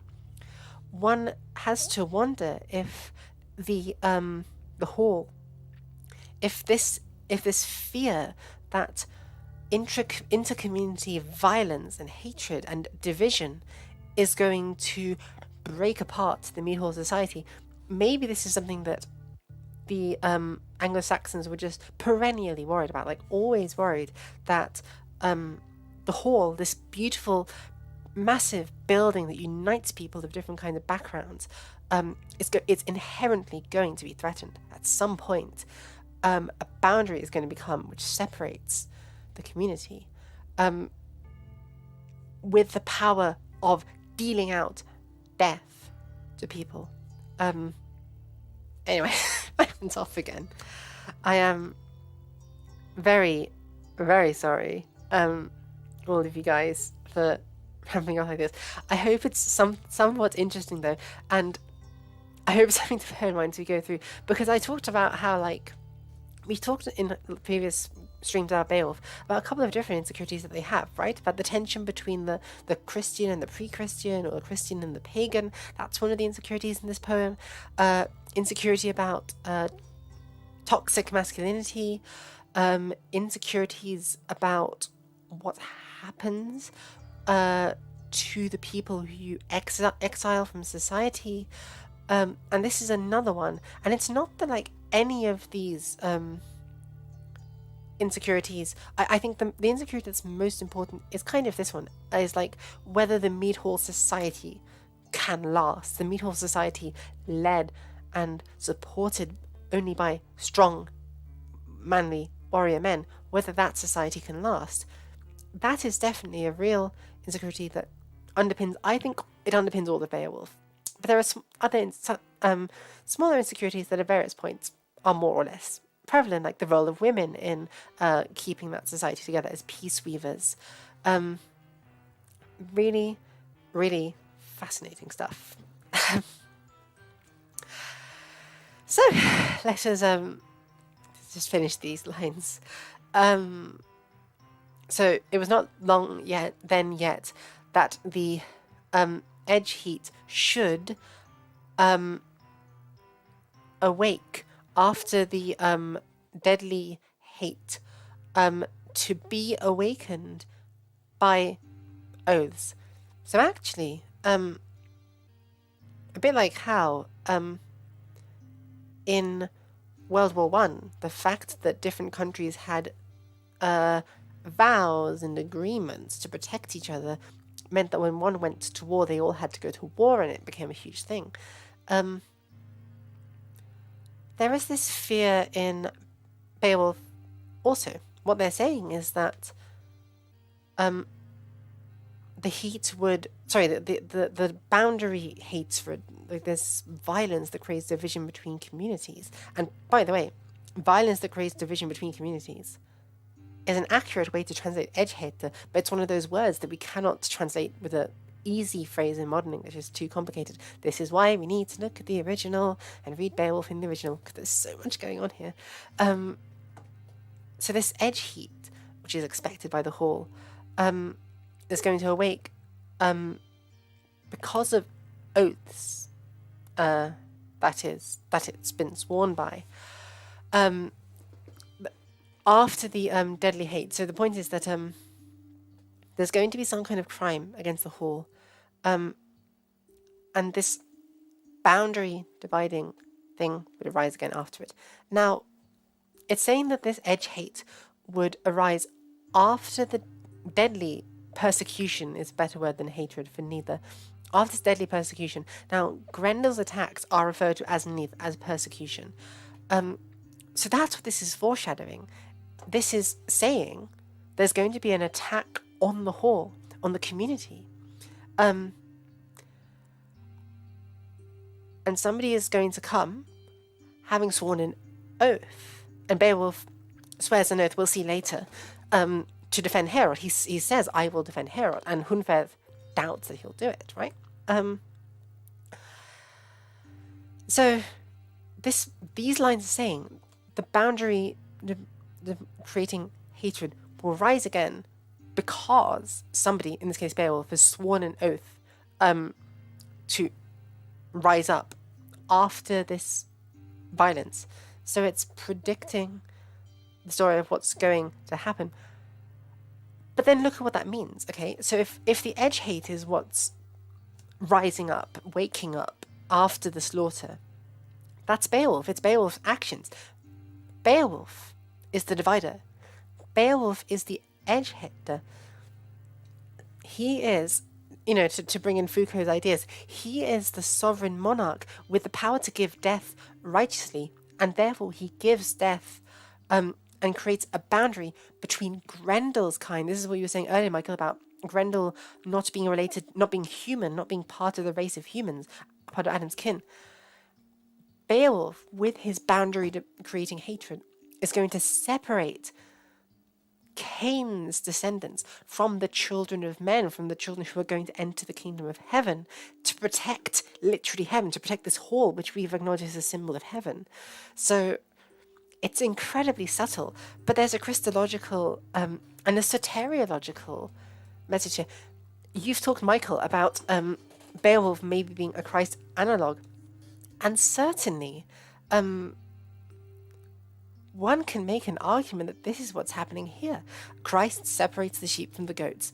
Beowulf, through this boundary dividing hatred, which comes after the persecution as well, after the suffering. Christ was persecuted, nailed to a cross. Beowulf awaits and gives out this vengeance as sovereign power in order to save literally heaven. There is for sure some degree of Christ analogy here, but it's so subtle and beautiful and delicate. And also, there's no fucking way that you can translate that into this. You can't read this in Seamus Haney or something. Maybe in a long commentary on it, but yeah, it's just, oh my god, there's so much fascinating stuff. But at the same time, this can be entirely secular. The edgehead doesn't need to be in defense of God's heaven. It can just be in defense of the secular hall. Oh, there's so much. One very last thing is that the fact that this edge heat arises after the swearing of oaths, maybe this is communicating some fear about the effects of oath swearing on the society. Like maybe they're worried that this thing of, we say that when our neighbors get attacked, we're going to defend them. And maybe that leads to a perpetual cycle of violence, which for a culture that's just being Christianized is a reasonable insecurity to have about how your society functions. Right. I don't think we've got that much. Oh, wow. We have a lot longer. God. It's late as well. You know what, guys? Because from here on out, this first bit of chapter 2 that we've had has been about the hall. It's been it's been about the mead hall that Halfdane creates, and this next bit is actually about Grendel, and it's about the kind of the monstrous people of Cain who go in the shadows. And actually, interestingly enough, they talk here about how this boundary dividing hatred is going to come up. And then almost like this is some kind of boundary in the poem, they suddenly change track and they start talking about,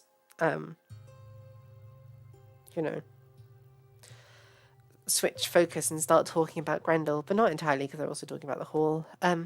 Having done all of that, let's actually get on to Beowulf now that we've had some time for people to come in. And we are on chapter 2, lines 86 to 90a. That reminds me also that I need to set up my phone so that I can actually see people's chat and questions as we go along. So while I set that up on my phone, last week we were hearing about this great hall, which I believe Halfdane had ordered to be built, and this is the Hall of Heorot, and it's the best of all the halls. It's really impressive, etc.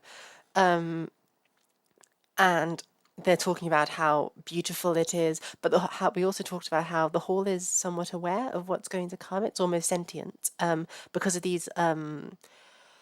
It's maybe standing in for like a pagan deity in some ways. It's maybe borrowing these ideas of heaven being like a domicile that we talked about last week. You can go and look at that video if you want to hear me rant about that.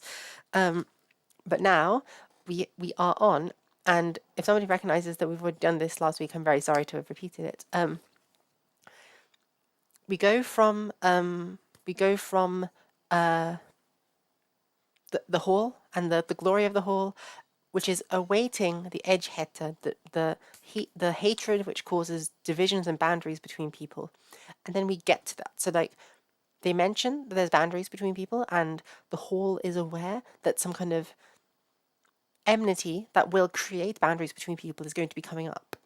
And then they're like, right, I remember that we've, as a whole society, we have cast people out and created boundaries. And so the poet almost remembers, oh shit, that's going to have some effects. Who are those people who we've cut out? What's happened to them? And then the poet goes to it. So also welcome Modi and Andy. Pleasure to have you guys. So as usual with this, at this point in the video, feel free to pause and have a go at translating it yourself. And while I'm reading it out and while I'm translating it, if you guys want to guess at what any of these clauses or sentences mean, feel free to. As usual, we have the vocabulary in this box on the side. Every single word will be in the vocabulary box here, and the case system is explained below. So hopefully that can help you guys follow along. So let us read. Dha se Ellengast erforlítje dragi dholide, say the in dustrum bad, that he dogra je hwam drea me hier the hludne in heale. Daar was herpen sway, swootle sang shoppes. So then the mighty or powerful spirit. Just a small note actually about this bit, Ellengast. So Gast is somewhat more neutral actually. You know, Gast is like the Holy Spirit.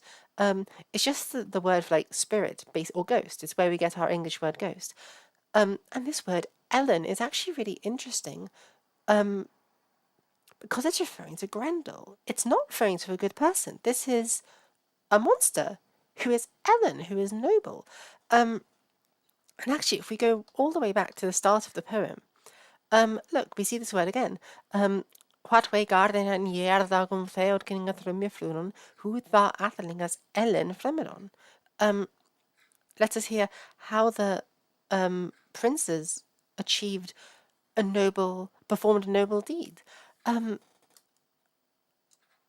this is really interesting to think about. There's one of two ways that you can read this.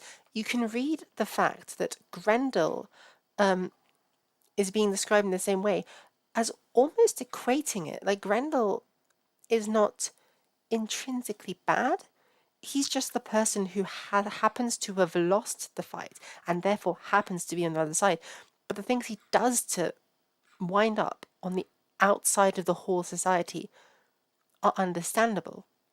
It's like how this is going to sound like a weird thing to think about. Also, I'm going to like play this for some nice music in the background. If it's too loud, please let me know, or if the music is distracting, please let me know.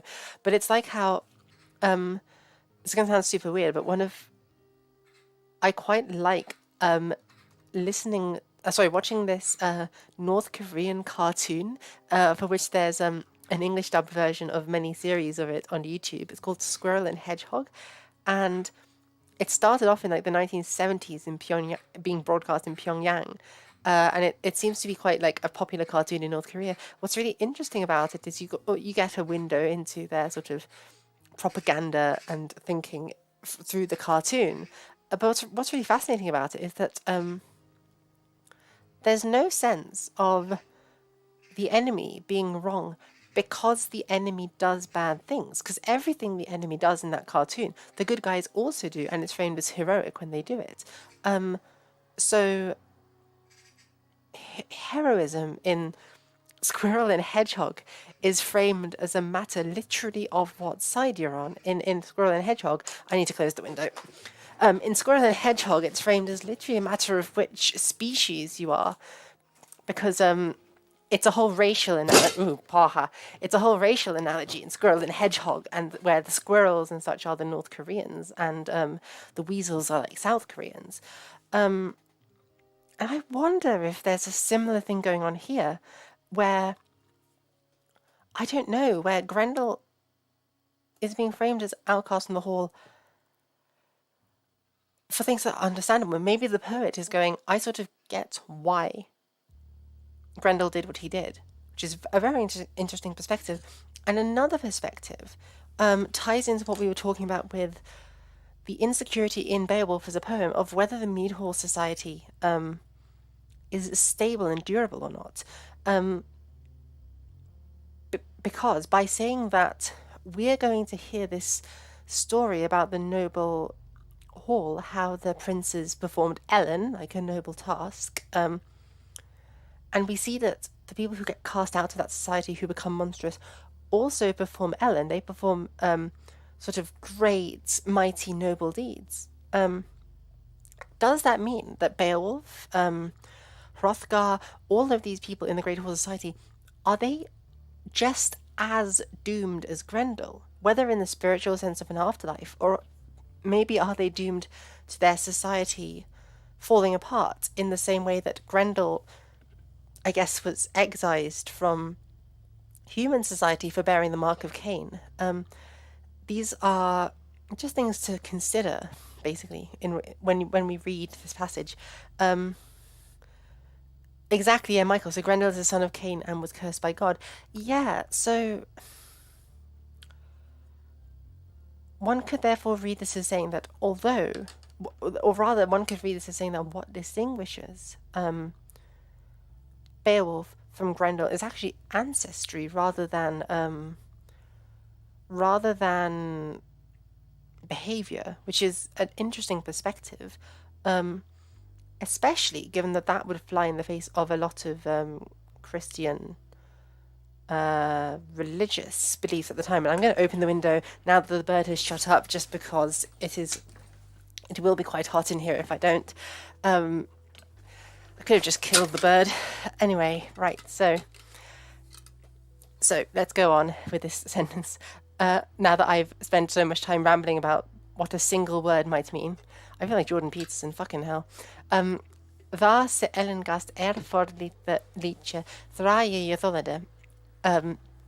Then the noble spirit followed it, suffered, endured. This is really hard to translate. I don't think we have a word like this. It's sort of like with much difficulty. For a period of time, thraga. And then this say, because it is a masculine nominative singular, it's referring back to the Ellengast. They can use pronouns in this way to link it up in English. And then this they is just like who. So he who, in Thustrum, in the shadows, bad. This is like bade or like awaited. He who waited in the shadows. That hey, and likewise this hey is masculine nominative singular, so it's referring back to the noble spirit. That hey, dogorda yehwam dream yehirde. That he, in each yehwam of the days, dogorda dream. Now dream is a false friend with modern English. It actually means revelry or mirth or joy, rather than an actual dream. Sweven is the word for dream in Old English, not dream. Yehirde is, you can see the cognate, it's he heard it. So he heard revelry, hludna in hela, loud in the hall. And you can probably, if you think about it, I suppose, hear that some of these syntaxes are familiar with us. So that he, in each of the days, revelry heard loud in the hall. We can sort of see how it's not entirely unfamiliar to us. Thar was herap and sway, swutol sang shopes. There was the sway,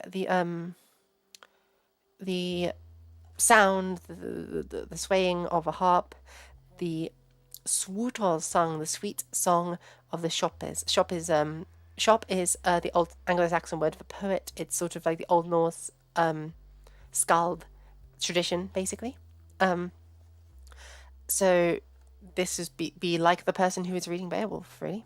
And now this Herapansway is quite important because the performance of harp music in the context of a secular noble hall is actually quite important in early Anglo-Saxon society. But not just that, even for religious societies, because monks would replicate this and they would pass around the psalterium, the sort of religious harp, and they would sing their songs to the accompaniment of that. It's only that their songs would be religious in nature, obviously, rather than secular. They wouldn't be singing about the legend of Beowulf, they would be singing about the glory of God or whatever have you. So it's an interesting thing to bear in mind that although monastic communities are actually supposed to be separate from the material world, and therefore separate from the heterotemporality, separate from heterosexuality, which predominates in the secular world, including its material trappings like jewelry and weapons and such lot, and these things like the harp, they're still in some ways imitating secular masculine performance. It's almost like monks are forced into performing asexuality, whereas secular Anglo-Saxon lords like Beowulf and Hrothgar perform heterosexuality as part of their noble masculinity. And we'll see that later on, actually. References to sleeping with Wealhtheow are put in there as part of almost like the daily cycle of a king like Hrothgar. And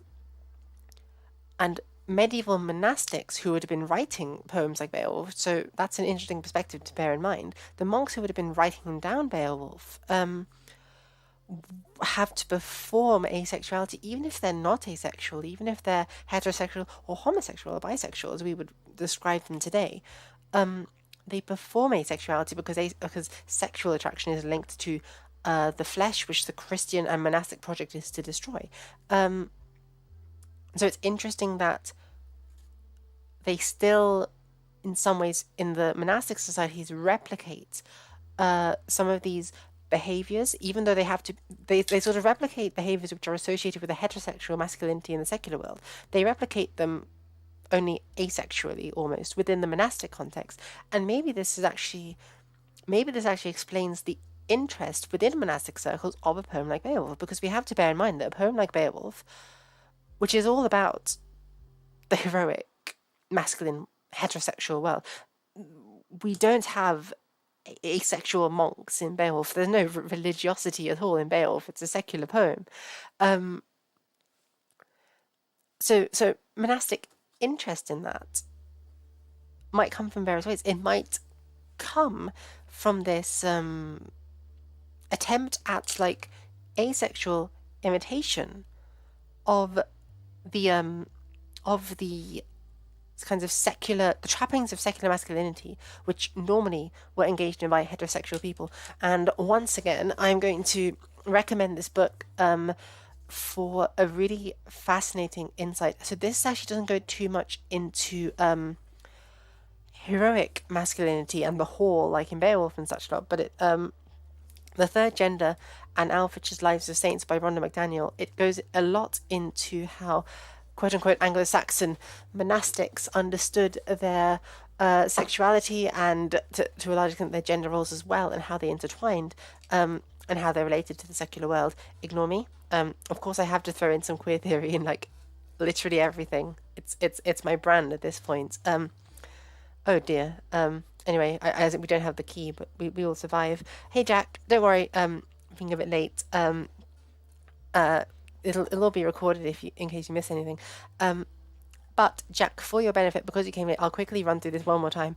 Tha se Ellen gast for the liedje draaie de jethode, say the in dustrum bad, that he doger je hwam, dream je hirde, ludne in hele, daar was herapan sway, sweetal sang shoppes.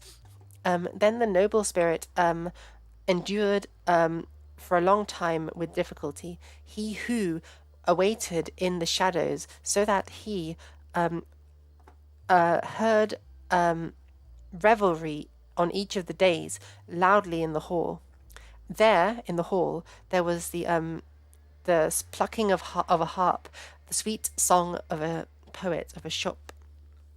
So they've gone from the previous lines, which are talking about how great the hall is, to they're sort of putting us in they're putting us almost in Grendel's perspective. They're like, this is what's happening in the hall. Grendel does not like it, is what these lines are saying. And then this bit I find really interesting because it's very goody two shoes, and it's we'll talk about this. But before I translate it, I'll pause for a second. Anyone who wants to have a go at translating this before I give my translation of it using the vocabulary on the side, feel free to pause this video and take a screenshot and have a go at translating it on your own. I'm going to have a sip of my energy drink. It's very appropriate that we're talking about Beowulf, a poem all about monsters, and I'm drinking Monster. I'm not sponsored, but if you're watching someone from Monster, please sponsor me. I will do anything. I won't. Right. So, line 90b. Seide se ve kuthe frum sjeft fire verden rechan. Quat that se almächtiga erden workte lite bergne wang. Swa watter bebugeth.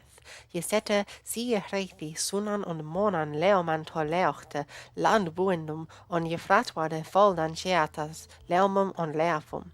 Lief je sheop kunna je hulchum varda de quitje hulfas. Oh, it's just oh man, this clause. Je sette sie reithi sunan on monan leoman to leochte land buendum. Oh, that sounds so fucking good. Anyway, so in the last verse they said the sweet song of the poet, and this is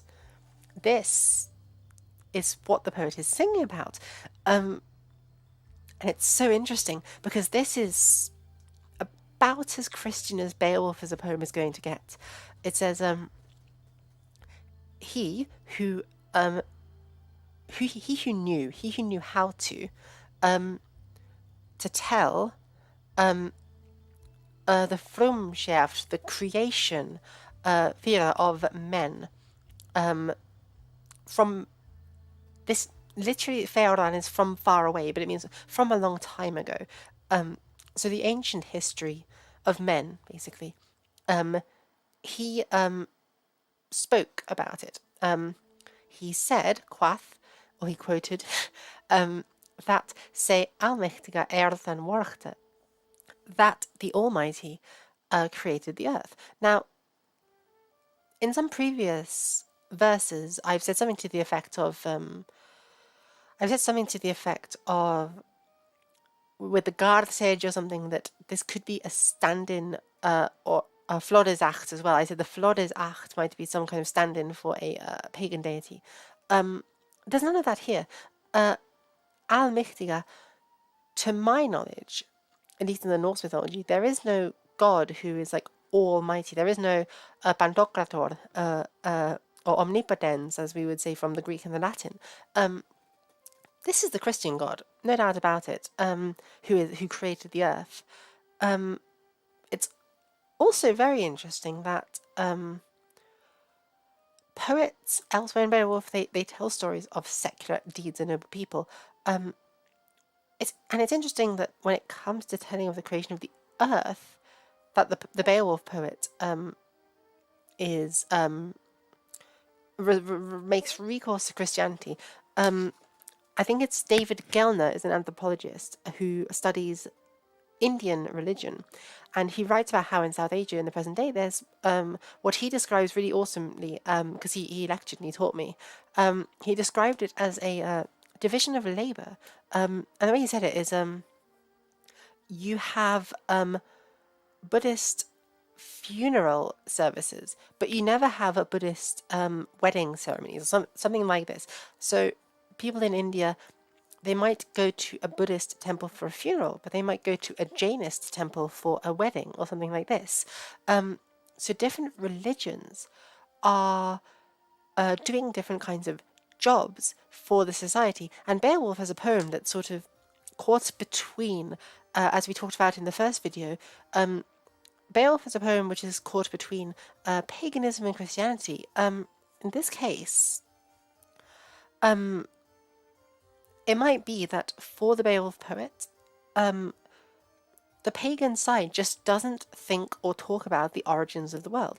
That's not a thing that's important to them. It's very important to medieval Christians, in part because, as we see in the Venerable Bede's book, De Temporum Ratione, on the Reckoning of Time, arguments about precisely, like down to the last minute, how and when the world was created, they really matter for calculating important religious dates like the celebration of Easter or when Christ was crucified, etc. Really important things are calculated by reference to the beginning of the world and the Genesis account. And also that's part of it also is because in the Genesis account is where you have the fall and original sin, which are so much more influential for humankind. Whereas, to my knowledge, now we don't have a surviving mythology of the pagan Anglo-Saxons in the way that we do for the Old Norse. But if we take the Old Norse as an analogy of what their mythology might have been like, of what the Anglo-Saxons' mythology would have been similar to, because they would have had similar deities with similar functions and a similar mythos. We know that some of the heroic figures and legends like Wayland are shared with the Anglo-Saxons and the Old Norse. So if we take that and assume that the Norse mythology would have been similar to the Anglo-Saxon mythology, suddenly we can we can say that in the Norse mythology, the creation of the world is not all that important from what I understand and from what I've read of it. I'm not an expert on Old Norse, so do not at me about this. I'm sure the Norse had an explanation for how the world came to be, but it's not something that's hugely important for their day-to-day religiosity.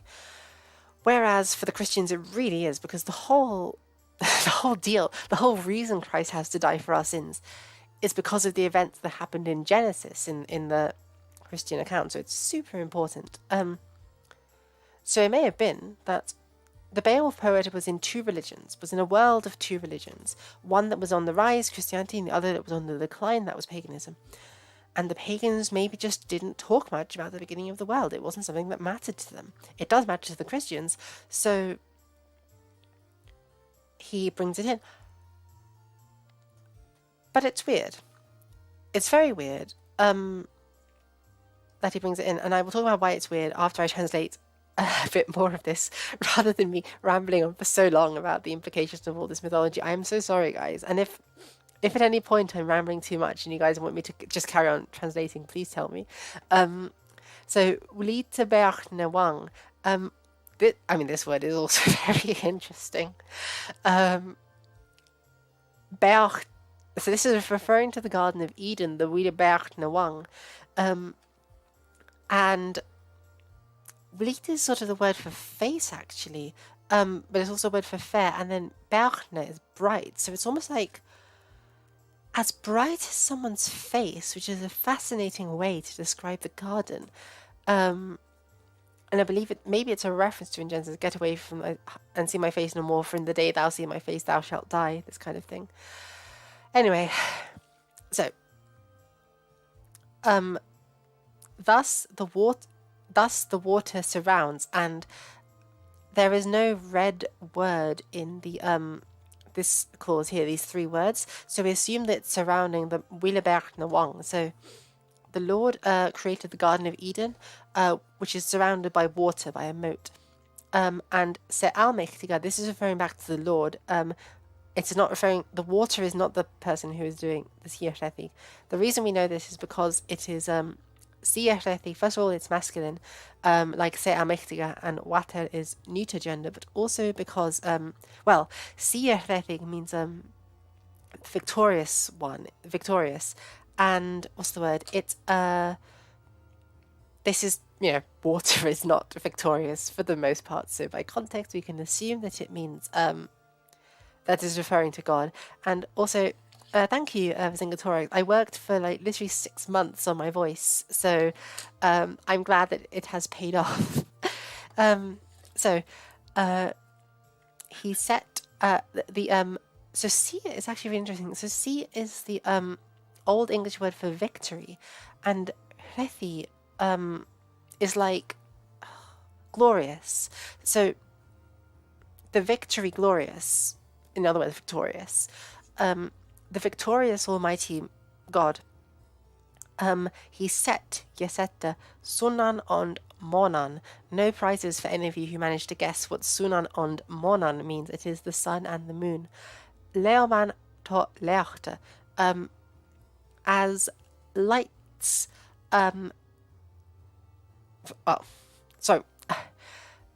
The light of the sun and the moon, or the light, sun and moon.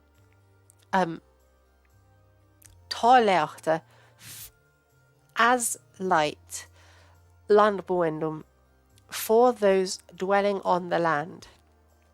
And Jefrat wade faldan sheatas leomum and leafum.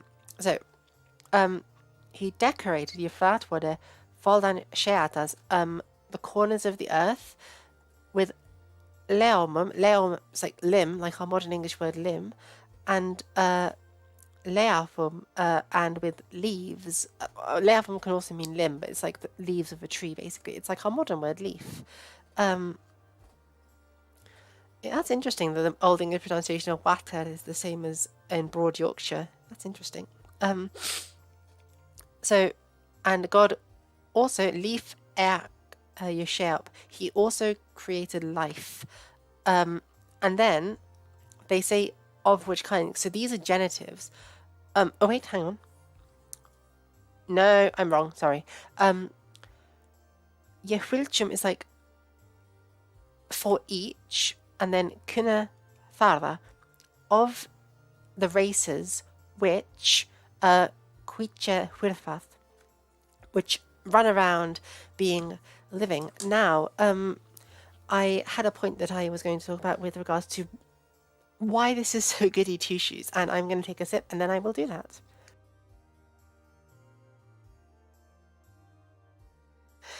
Right, so goody two shoes, Beowulf. So what's the deal with this? Why we have this poem where it's full of monsters and noble heroes and swords and dragons. Why on earth is this shop from the previous verse, this shop? Why is this boring prick singing about how God made the earth, Genesis? Like, we don't want to go to church when we're reading Beowulf. What the hell is this? I talked earlier about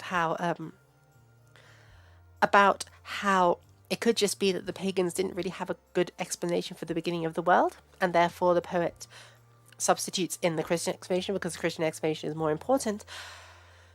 I also think this has to do with what I mentioned earlier about monastic imitation in some ways of secular masculine society, which they are precluded from in some ways. One of my most controversial takes within within the discords for like early medieval languages is that I say that monks are or were medieval monks were what we would describe as non-binary because since they are forbidden to engage in sexual reproduction, they cannot fit themselves into the heterosexual roles which most people in medieval society were doing. And these roles are inherently tied to power and such in the physical world. If you read, I mean, Engels is like old, but if you read Engels on the Holy Family and such in the development of the family, you will see how it's been recognized in scholarship for a long time that the family and the nuclear family and sexual reproduction, with the subjugation of women included in that, sort of provides a means for powerful people to reproduce power. In the same way, so monastics are forbidden from engaging in that because they can't reproduce and they can't have heirs to pass on their property to. But in some ways, monastic society, I should say monastic male society, even though monastic female societies did exist in Anglo-Saxon England, and especially in Bede's time, you had double monasteries where women could even lead men. We hear less about them, but we shouldn't. That's one of the work of feminist scholarships in the field of Anglo-Saxon studies in the recent years is to pay more attention to the ways in which female leadership in early medieval England has been underplayed by scholars medieval, such as Bede. Bede very much underplays the role of abbots such as Abbot Hild, and also by present-day scholars who have not paid too much attention to what women were doing at the time. But anyway, monastic people, like the people who are writing down Beowulf, are might in some ways be imitating this like secular heterosexual masculinity that they're not allowed to engage in because they can't be heterosexual or they can't perform heterosexuality publicly. And I think this is part of it because we know, and I'll take a break while I'm rambling about this to show you it because it's freaking beautiful. It's MS Junius 11. Oh yes, this is the shit. This is absolutely the shit. Digital Bodleian. This manuscript contains my absolute favorite Old English poem. I'm sorry, guys. I love Beowulf, truly. Like, it's a lot of fun, and it probably does. Beowulf probably tells us more about the early Anglo-Saxon world than these poems do. I acknowledge this, but this happens not to be the particular poem. This is the start of Genesis. But what this is this right here is what the poet is talking about. So this is an Old English poetic retelling of Genesis. You can see the word Genesis up there, although that was added by a later scribe. Us is richt Mitchell, that we rather aware whether the wulderkinning wordem herien. It is really truly right that we praise the protector of the worlds, the people's wonder king with words, with our words. Really fascinating stuff. And the manuscript itself is absolutely beautiful because they have loads of drawings that went with this poetry. Look at that. These are angels. These are like early medieval drawings of angels. You've got Christ sitting there with a sword. And notice that as well. So, this is Christ sitting on the seat of judgment with a sword. This symbol of phallic, honestly, masculine power, which these monks would have been excluded from in some ways. So it's really fascinating to think about all of this. And we have various scenes here of the heavenly life. Simply fascinating, beyond fascinating. And look, you have these cute little cute little captions which tell you what's going on. And this one says, Herse Halland Yeshop Helle Heom Tor Wita, and it's a line from the poem. Here the Lord created heaven as a punishment for them, as a torment for them. And we see Lucifer falling into hell, and art historians have done a great deal about the twisting of the body and what this means for medieval notions of masculinity. And then we see him there, we see the devil like bound in hell. It's just so cool. It's like almost like some BDSM shit, and we see like the angels falling. We see the Latin word infernum, meaning hell. Just so much fun. Also, like that was the start of an Old English, basically comic book annotation that wasn't finished. But oh boy, this manuscript is so much fun. I'm going to link it in chat for anyone who wants to. MS Genius. This one also just so happens to contain my very favorite Old English poem, which is Christ and Satan. You guys, I stream Beowulf in part because it's more popular and more people care about it, but Jesus, Christ and Satan is fun. It's fucking metal. But if you're not into black metal, you probably won't care that much. Yes, Munger, we also have the Anglo-Saxon poem Heilan, which uses Germanic verse to help Christianize the Saxons. Exactly, yes.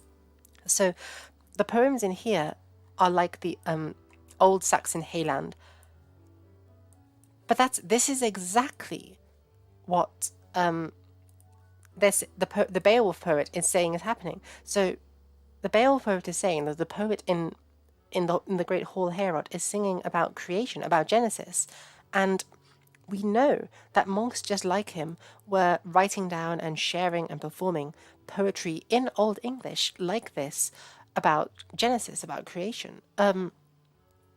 So I think that this entire passage is almost part of that monastic attempt to imitate secular masculinity, and it's almost like an authorial self-insert, like the monk maybe writing this down, or the Beowulf poet, it was probably written down long ago. Sorry, it was probably composed. Beowulf as a poem was composed long ago and then written down.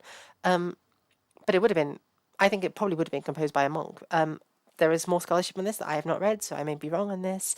And if I'm wrong, somebody feel free to point it out to me. But chances are good that a literate monk created or adapted Beowulf into a form similar to what we have today.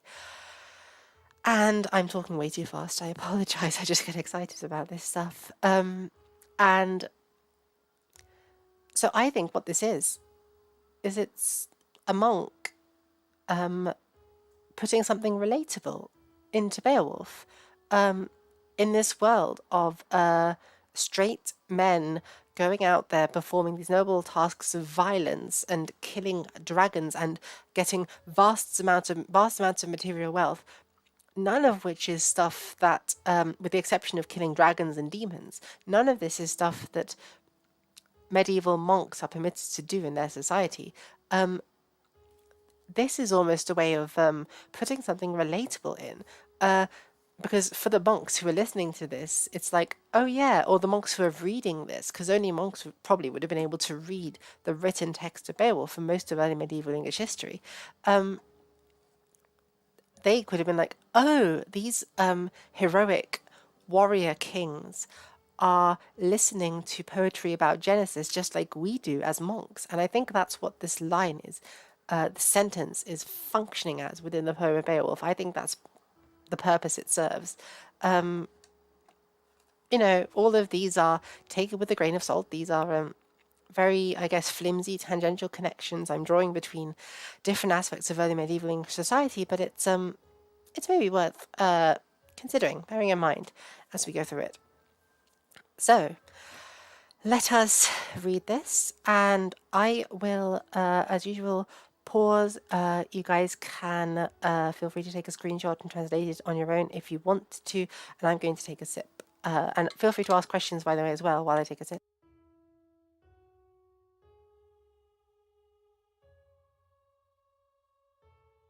Jack Tier asks, could it be many narrators adding to the story of Beowulf from an oral tradition until it was written down?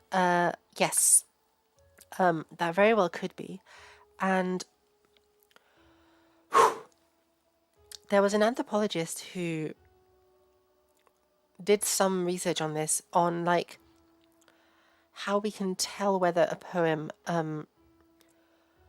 was originally an oral composition or whether it was written down and / or learned from written sources. My honest answer is I don't know. I've not read the scholarship on Beowulf to be able to say. But bear in mind, it's worth bearing in mind, like Jack says, this could be the result of narrators adding to the story of Beowulf. It's entirely possible that Beowulf, in its inception, was more pagan, for instance, and it was Christianized later, or vice versa even, which is less likely, but still. So let us read. Swaða drichtguman dreamum lifton eadilitje, of that ongan firne fremman found on hella. So let's do the first clause first. Thus the retainers lived in revelries happily. Of that until now this on goes back to the found, and the word on is sort of where we get our modern English word a or an, and it's functioning here actually sort of like that because this is also functioning as a numeral. It's functioning as the word one, but the reason it's here is to call attention to the uniqueness of it. So one enemy began. So out of all of the enemies, all of the descendants of Cain who are going around causing trouble, a single one is being difficult, and that single one is Grendel. Unfound ongan, one fiend began fremant firene, to commit a wicked sin in hell, on hella, which is always a fun word to encounter in Old English. And now we get the name, finally. So, as usual, pause, take a screenshot, and you guys can translate it if you want to. And if you guys, while I'm reading through, see any bits that you would like to have a go at translating on your own, type it in chat and I'll let you know how you did.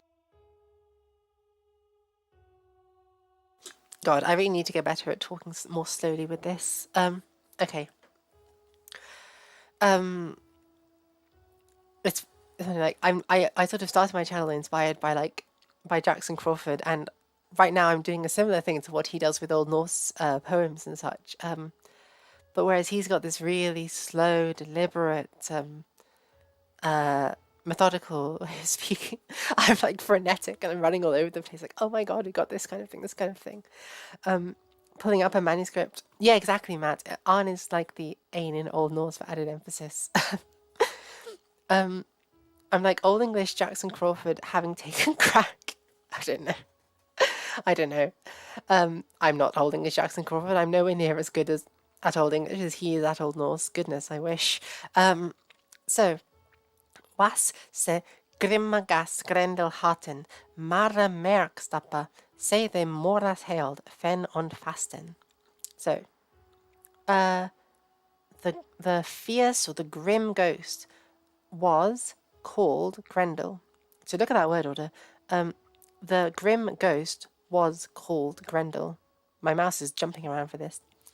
And we get two more adjectives to describe him. Oh, sorry, one adjective and a noun. Marre, the mere, the great. Merkstapper. Now that's interesting. Oh god, this is going to be one of those ones where I'm like, this compound word is so fascinating. Let me tell you about 1,001 different reasons. So merch, we have the modern English word mark and march. Sorry, marsh from there. And it relates to boundary. Now, why? Marshes are almost like they're liminal spaces, which by virtue of being liminal, constitute boundaries between areas. So they constitute boundaries between bodies of water, like a lake and or rivers, and bodies of land, like a field. And they're this in between. They're neither water nor are they fully land. They're like in between. And so and in cultures in general, I believe it's Anthony Golding has written about this within the field of anthropology. Across cultures in general, things, and particularly places, which are between two different states, are usually psychologically distressing in some way. We associate them with bad things, with monsters and things outside of our society. This is what's happening here.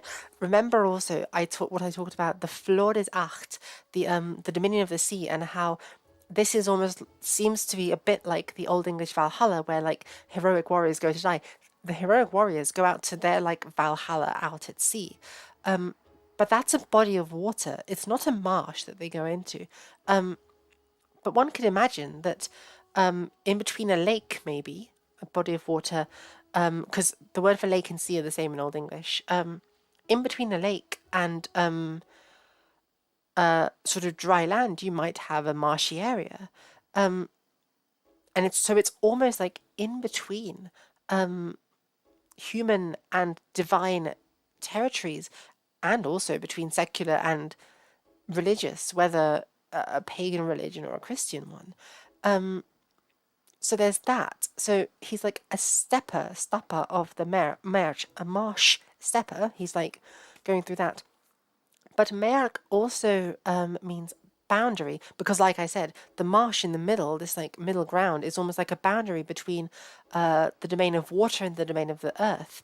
And do you remember how I said that the hall, when, oh, for fuck's sake, 1 second.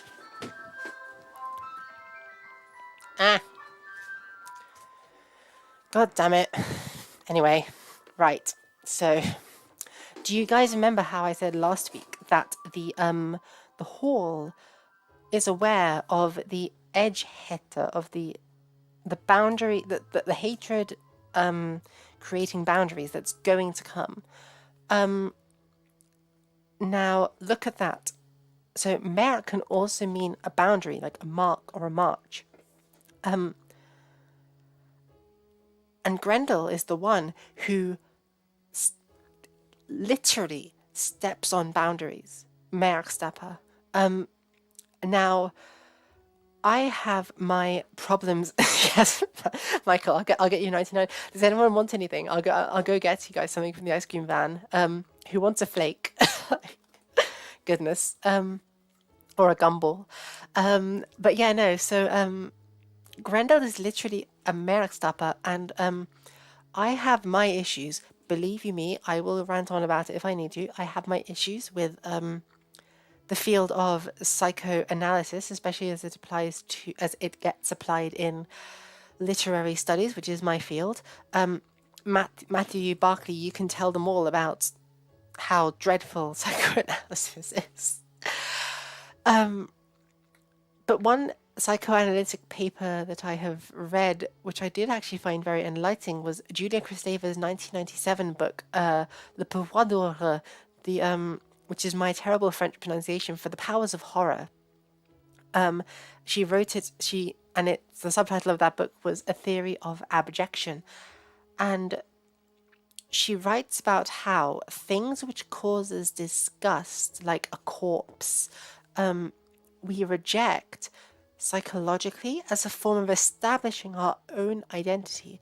So there's a great quote by Julia Kristeva. I might try and find it because it can really help us to interpret this passage. And this is what I mean, by the way, about critical theory being useful for understanding literature, is that it gives us a different perspective that can really help us to see the passage in a way that's thought-provoking.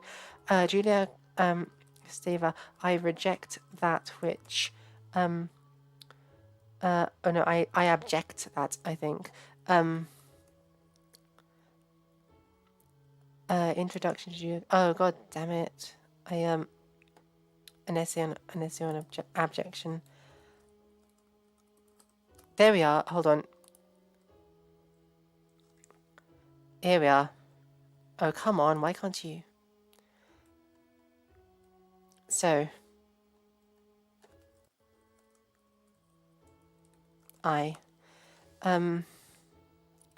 So... A wound with blood and pus, or the sickly acrid smell of sweat of decay, does not signify death. In the presence of signified death, a flat encephalograph, for instance, I would understand, react, or accept. No, as in true theatre, without makeup or masks, refuse and corpses, so this is shit, like feces and corpses, show me what I permanently thrust aside in order to live. These bodily fluids, this defilement, this shit, are what life withstands hardly and with difficulty on the part of death. There I am, at the border of my condition as a living being. The powers of I cannot talk. The Powers of Horror is a really, really interesting book. I highly recommend you guys give it a go. You need to read it and reread it a couple of times to understand it, but it explains why we have horror reactions and disgust reactions to some things. And you can apply it to lots of different political things in society. Really, really fascinating. But my point is that it's that thing that I reject that which life rejects in order to sustain itself. Grendel has been cut out by the edge hater, by the boundary marking hatred. And because of that, he walks on the boundaries, Merkstapper. He walks in that place between heroic masculinity and the sort of secular world of the land, in the marshes, quite literally on boundaries, in between earth and water. And Kristeva's argument might be that because Grendel is boundary defiling in that way, he is abominable. That's a key thing in Julia's book, in Kristeva's book, Powers of Horror, that things which transgress or violate boundaries are things which give us that reaction. And I think that's what's going on with this word Merkstapper. It's almost like the most horrifying thing for our subconscious is a thing that will not respect our boundaries. That's why we have such strong visceral reactions to rape. And this is it. This is Grendel stepping on the boundaries and transgressing the boundaries of the Meadhall Society from which he has been excluded. And notice what Grendel is sort of punished by Beowulf for.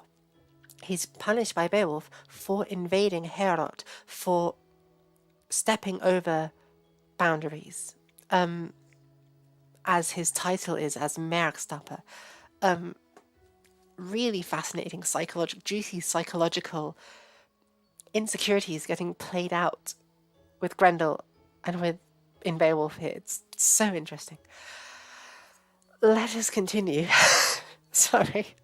I'm so sorry for all of this rambling. I really feel like Jordan Peterson when I do all of this stuff, but I hope and I pray that it's not as garbled and unintelligible. I really hope that I'm communicating something that is resonating with you guys and that you can understand where I'm coming from.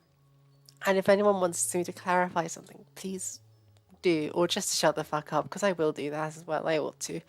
Okay, so we get the spirit's name. The spirit's name is Grendel.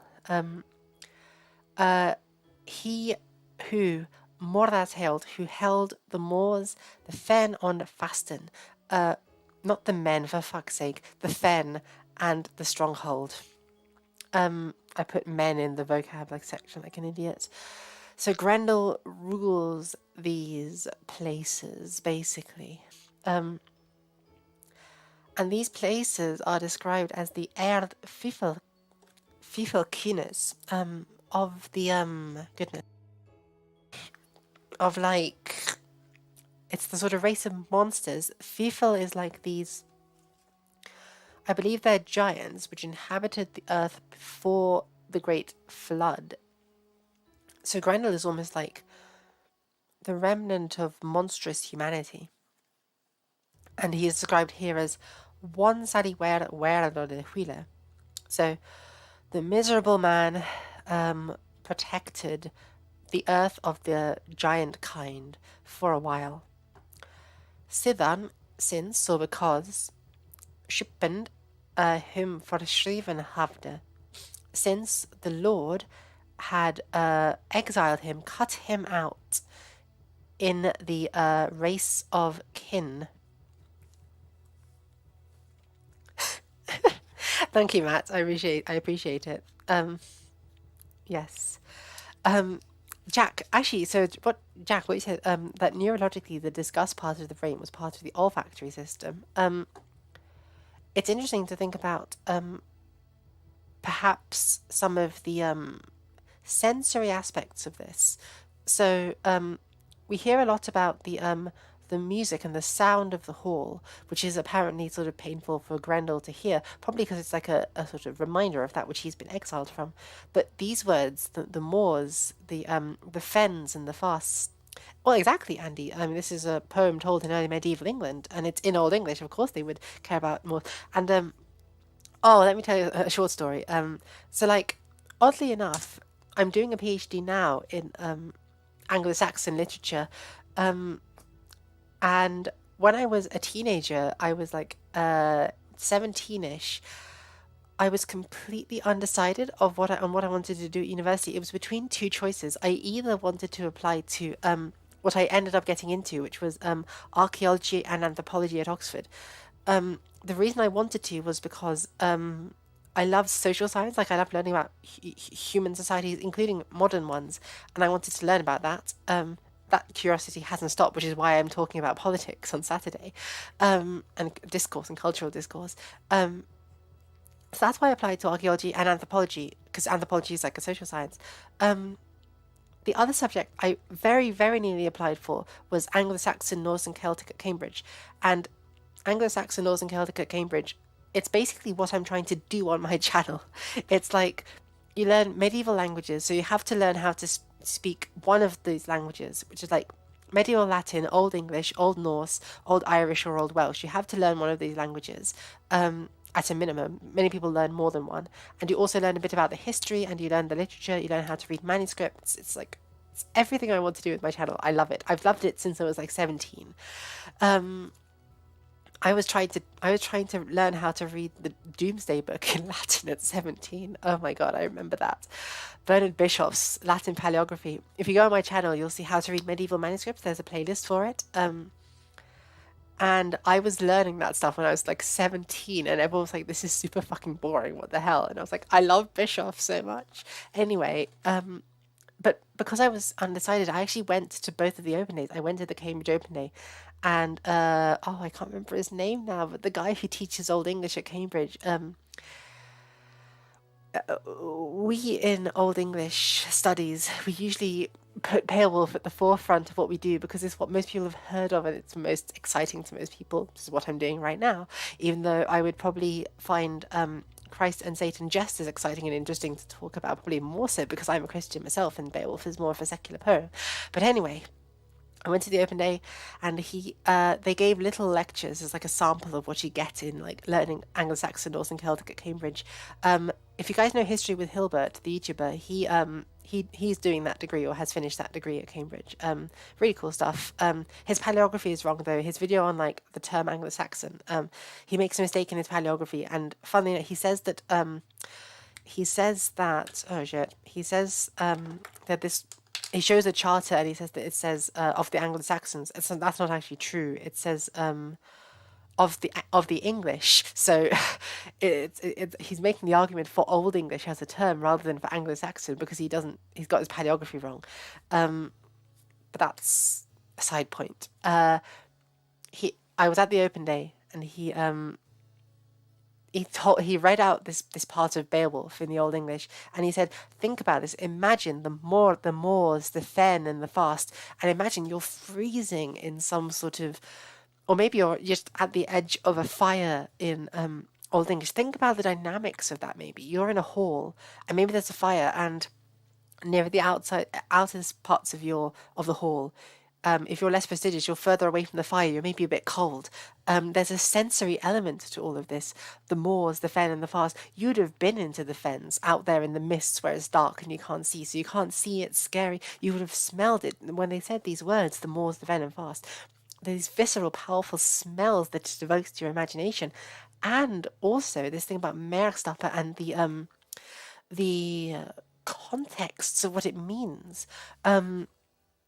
If you're in this kind of hall society and you're maybe at the far end of the hall, you're closer to the door, further away from the fire, you're maybe a bit cold, you may be a bit resentful, why don't I get to sit up there at the top? And maybe this part of the poem is like, if you become a Merkstapper, if you overstep your boundaries, you get exiled. You get verschriven into the race of Cain, away from the mead hall, into the moors and the fen and the fast with the cold and the animals. And these parts of the poems may have served as a means of like reminding people of social control at the time. It's possible. But the point is that in his lecture, this guy I can't remember his name, but he's the guy who teaches Old English literature on the Anglo-Saxon, Norse, and Celtic course at Cambridge. He said, bear in mind with all of this that there's so much phenomenological, like sensational stuff. They were feeling this poem, whereas we're almost just reading it, and it's really important to bear that in mind as we go through. That an Old English audience was feeling and smelling and hearing. Oh, they were. We're hearing it as well because I'm reading it out to you. But they were smelling and feeling and touching this poem because it was part of their world in more ways than we are. It's an important thing to bear in mind. Ignore me. Michael says, I'd love to learn Norman French. Actually, guys, I have to translate I have to finish translating a Norman French poem for next semester. I could do that with you guys on stream because I can read Norman French slowly and translate it. So we could do that if people wanted to. It is Marie de France's Les du Lamval is what I have to translate from Norman French. And I could stand to practice my Norman French, so we could do that. Anyway, from start to finish, what this is was de grimmagas grendel hatten, maar de merkstappen, ze de moras held fenon fasten. Fiffel kinnes one sally where that a wheeler, sidan him shippen for skriven hafte in keine kinne. So, the fierce ghost was called Grendel, the great boundary stepper, he who held the moors, the fen, and the stronghold. The miserable man guarded the giant kind's land for a long while. This is like Jotunheim, basically, in Norse mythology. Since the Lord had cut him out into the race of kin. For Shriven, it's It's awesome. This is why I say Old English poetry is especially beautiful reading it aloud. And this is why, God, why do people want to read fucking Seamus Heaney? I'm sure it's great, or even J.R. Tolkien's translation. When you have, you know, je sette sierreti sunanon monan leomanta leochta landboendum. Oh, it's just like, it sounds so freaking good. Why would you not want to enjoy that yourself? Oh, God. But yeah, right. So, I'm going to take a sip. Does anyone have any questions about the various things that I've been rambling about with this fucking poem? God, I am becoming like Jordan Peterson, aren't I? I'm gonna start crying about Beowulf and Pinocchio or something. This is my future.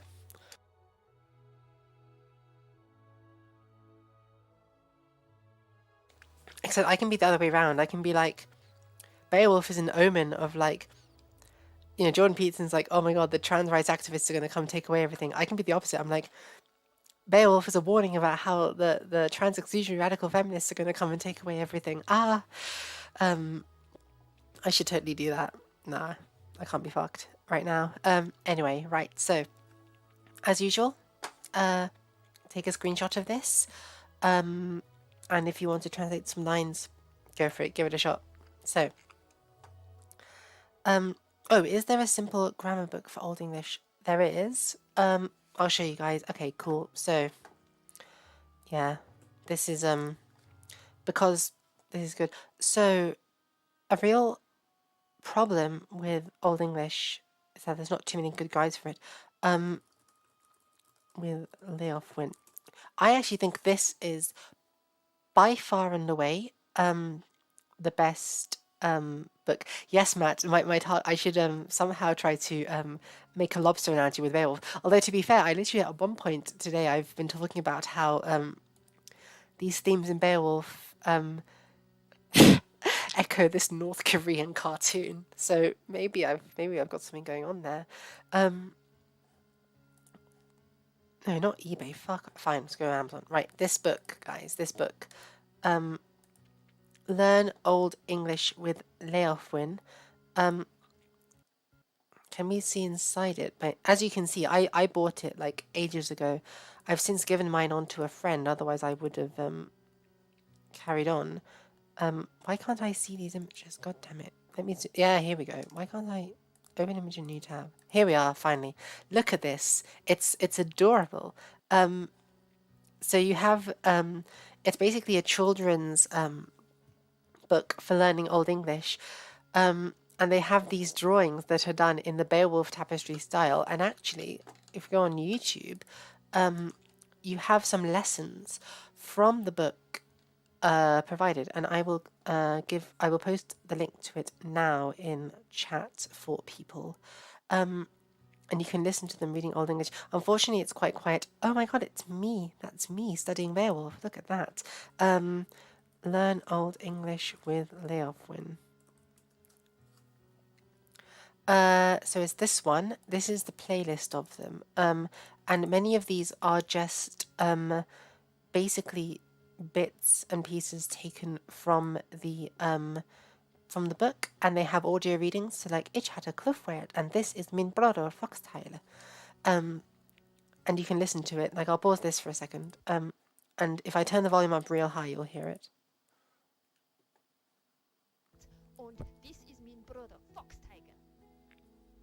Ich hatte Foxteil, and this is min Schwester Kluftwert. Yeah, so I'll post this link in chat to the playlist. It's a really good playlist. Can I link this playlist? Yeah, there we go. Oh yeah, there we are. Share link. But my best advice, actually, especially for Andy C, who wants a simple grammar of Old English, I would go with this. Because a lot of the other ones, like Peter Baker's Old English, is really difficult. I think I also have here. Wait, do I have it, or have I lost it? The Cambridge Old English Reader is quite good as well. One thing I might recommend also is Cadman's story. This is self-promotion, I suppose, but it's free. I have made this edition of Cadman's story, and it is glossed the same way as I gloss Beowulf. And I think it makes it quite easy to read because every word is on the side here, and that's the same thing as the Cambridge Reader does for you. So there is a link to that so that you guys can have access to that. But the short of it is my recommendation is this book, Learn Old English with Leof Wynne. I think it is by far and away the best, and therefore I will also put a link to the Amazon book in chat for anyone who wants to buy it. I used this when I was starting Old English. It's really cute, it's lovely, it teaches you everyday sentences in Old English. It also helps you see the connections. Like you learn words like duru and chesa and water, and you learn to see how it's actually not that different from modern English if you get down to it. So then there's that.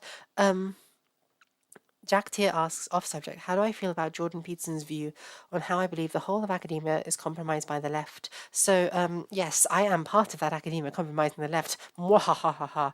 No, I'm kidding.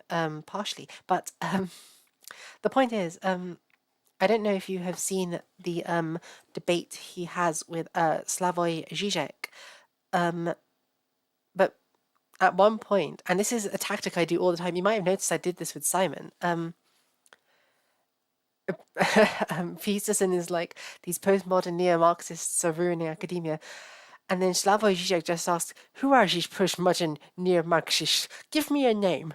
And Peterson doesn't have any names. If you listen to what he says about it, he talks in these vague, abstract terms about unnamed postmodern neo-Marxists. And they say, like, they're everywhere. I encounter this all the time in, like, debates with people online. They're like, this is happening all the time. It's such an issue. I'm like, okay, could you give me an example, please? Like a news report or a police report or a study or an academic, something like this. And like, no, it happens all the time, but I just can't think of a single example right now. And I'm just like, dude, you know. And so I use that tactic all the time when I'm debating with people. It works impressively well. And it doesn't even have to be like a confrontational tactic, because part of it is like, if they give you an example, then you can work with an actual concrete example and you can talk about the real thing. I think it's much more useful to talk about a specific thing than to go on and on about these like abstract straw men of arguments. But one thing I do find interesting, and maybe some people in the chat who came to me from History Debunked can attest to this. I have a suspicion with my case that people like the whole like Western heritage deal. They don't like that I'm very left wing and I am open with that, especially that I'm like socially progressive, because I think a lot of Simon's views are also like economically left wing. But I'm very socially progressive. Like I'm very LGBT friendly, and I'm in favor of racial justice and such. I think this doesn't sit well with a lot of people who are interested in like Western heritage kind of stuff, but the fact that I can do this and the fact that I do this forces people. I think it gives them a degree of respect for me. I've seen people be like, at least she clearly knows her stuff about languages, which is true. I do respect me, but I say out of insecurity. But the I think it also has the advantage of forcing people to actually engage with the text, because when I go on some like Tumblr-esque rant on my channel about how this poem is about soy femboys in Vandal, North Africa, I think a lot of people who are like Western heritage and who like medieval languages because of the Western heritage like angle of it, they're not overly fond of some like blue-haired SJW-esque type saying that stuff about their Western heritage. Is typically not part of the aesthetic of Western heritage. The aesthetic of Western heritage is very white, male, and heroic. But in order to get at me about it, they have to engage with the text, because I don't give them a translation. I'm not going to go like, I'm not reading from Seamus Heaney, which they can understand. I am forcing them to engage in it on my level of understanding. All of this that we've done at Beowulf, me talking about the hall and heroic masculinity, I've forced you guys to absorb a bunch of gender theory and trans theory and queer theory, even critical race theory, in a way that you you guys wouldn't have had to do that if you had had the translation available to you and you didn't have to rely on me as an interpreter to guide you through it. Consider doing Greek stories. Harry, yeah, I could do. I would like to. So I'm studying ancient Greek at the moment. I've actually got my ancient Greek book. I'm studying ancient Greek with Athanase here. The problem is though, Harry, that I don't like. I'm not confident in Old Greek. Like I can't read it fluently in the way that I can for Old English or for Latin, or Old Italian. So I would be worried about making mistakes. And I certainly couldn't like I did for Merkstapper. I couldn't break down that word and be like, this is what it means in a way that I can with Old English. So I wouldn't. It would be more like a study with me session than a let me help you read through some old Greek stuff. But it would be really interesting to do so. I would like to one day. Maybe one day if I get good enough at Greek, I will do that. A lot of us respect your point of view, but history does not always back it up. We're heading for chaos in the direction that we are going. It's very dramatic, very Jordan Peterson view to take on this. Yes, but look at the way they behave. Freedom of speech is really compromised. Okay, I'm gonna go off. Here's the thing, because guys, like, I don't get it. Like, I'm literally in academia, and I have seen Sheila Jeffreys. I'm reading Sheila Jeffreys. She's a gender critical feminist, and she wrote a book, Gender Hurt, which is her it's a feminist view of transsexuality. And because I'm changing my views recently, a lot of radical feminist and gender critical views that I previously rejected, I now think are quite convincing.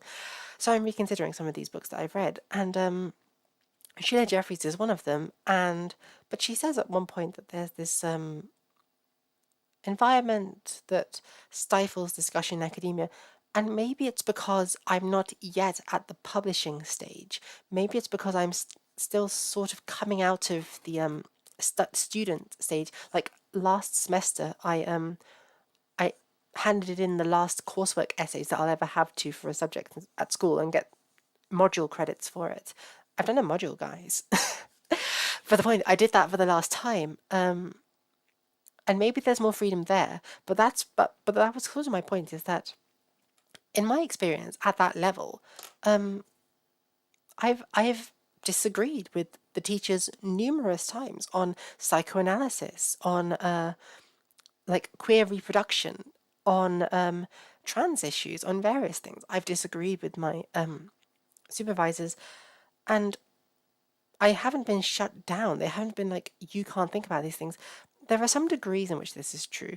There are some, on my queer theory class, the supervisor, who, to be fair to her, is trans, so I understand why she wouldn't want to do this, but she said that the only illegitimate perspective here is a gender critical perspective, which I don't like. That is shutting out viewpoints which have a lot of currency in academia presently, almost out of willful ignorance. So I don't like that. But I don't think the point is, Jack, I don't think it's as pervasive a culture of censorship as Jordan Peterson makes it out to be. I think it's part of it also is that you can find critical papers of all of these ideas being published. So I don't know how some are getting published and if there's like this massive censorship thing.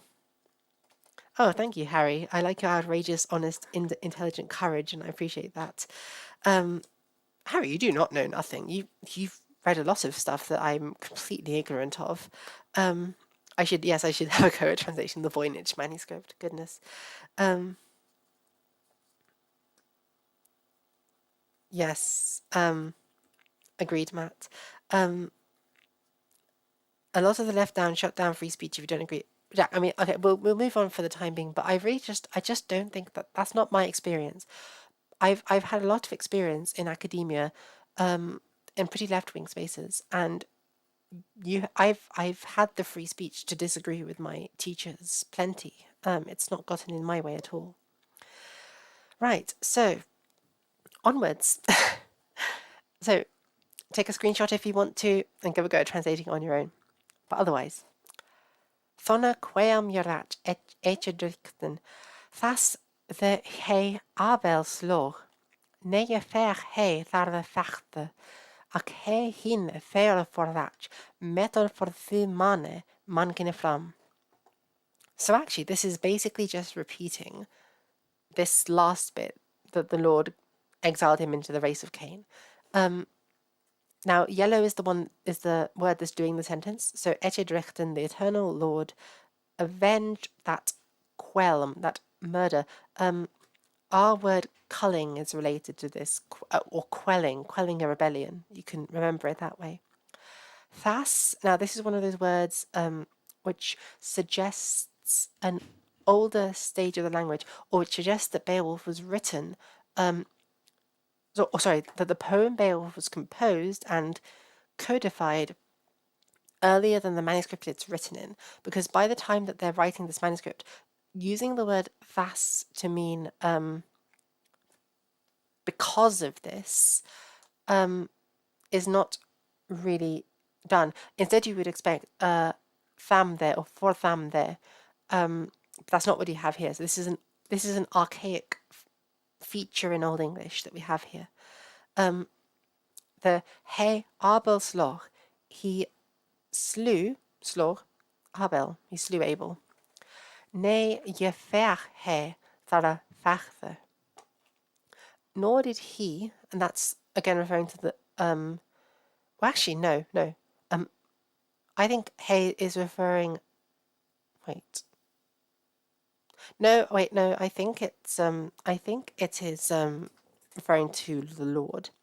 The Lord, which is he, did not rejoice in that feud, but he, that's the Lord again, Hine, and that I think is Grendel that's referring to, exiled him far away. Metod, and that's again the he, that's also the Echedrichten. So Metod is like creator. For the mane, because of that sin, man kinefram. Now this is a thing where Old English sometimes puts prepositions after the noun, so they're like postpositions. So man kinefram, away from mankind, is what we have. Also, it's very dark in here. Goodness. So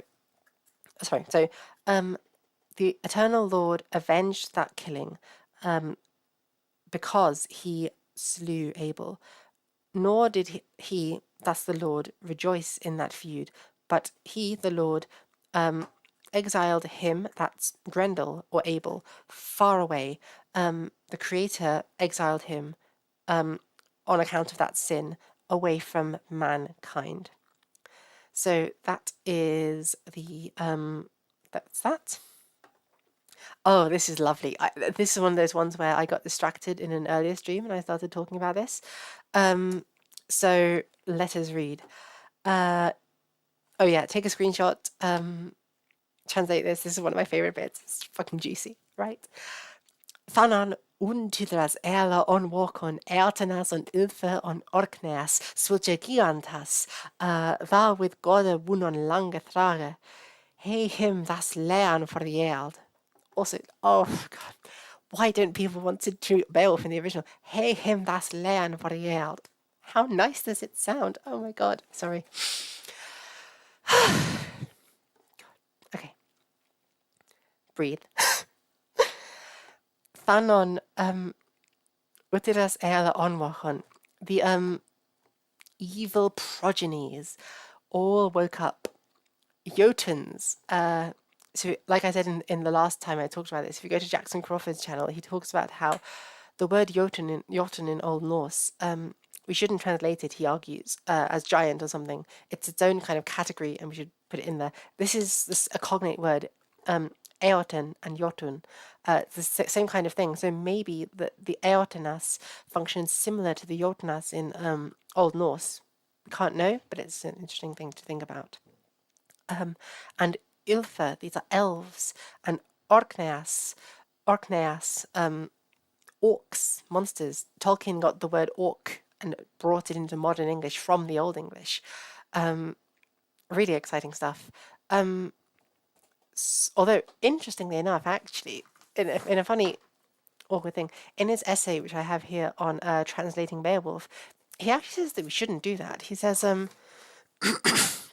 He says that Beowulf is not an opportunity to resurrect, in his words, older English, archaic English words from their Anglo-Saxon or Old Norse graves. It's a really cool line. But what he means is that we shouldn't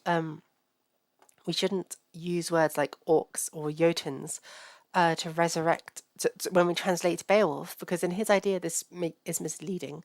We should the translator should be knowledgeable enough to do his own thing.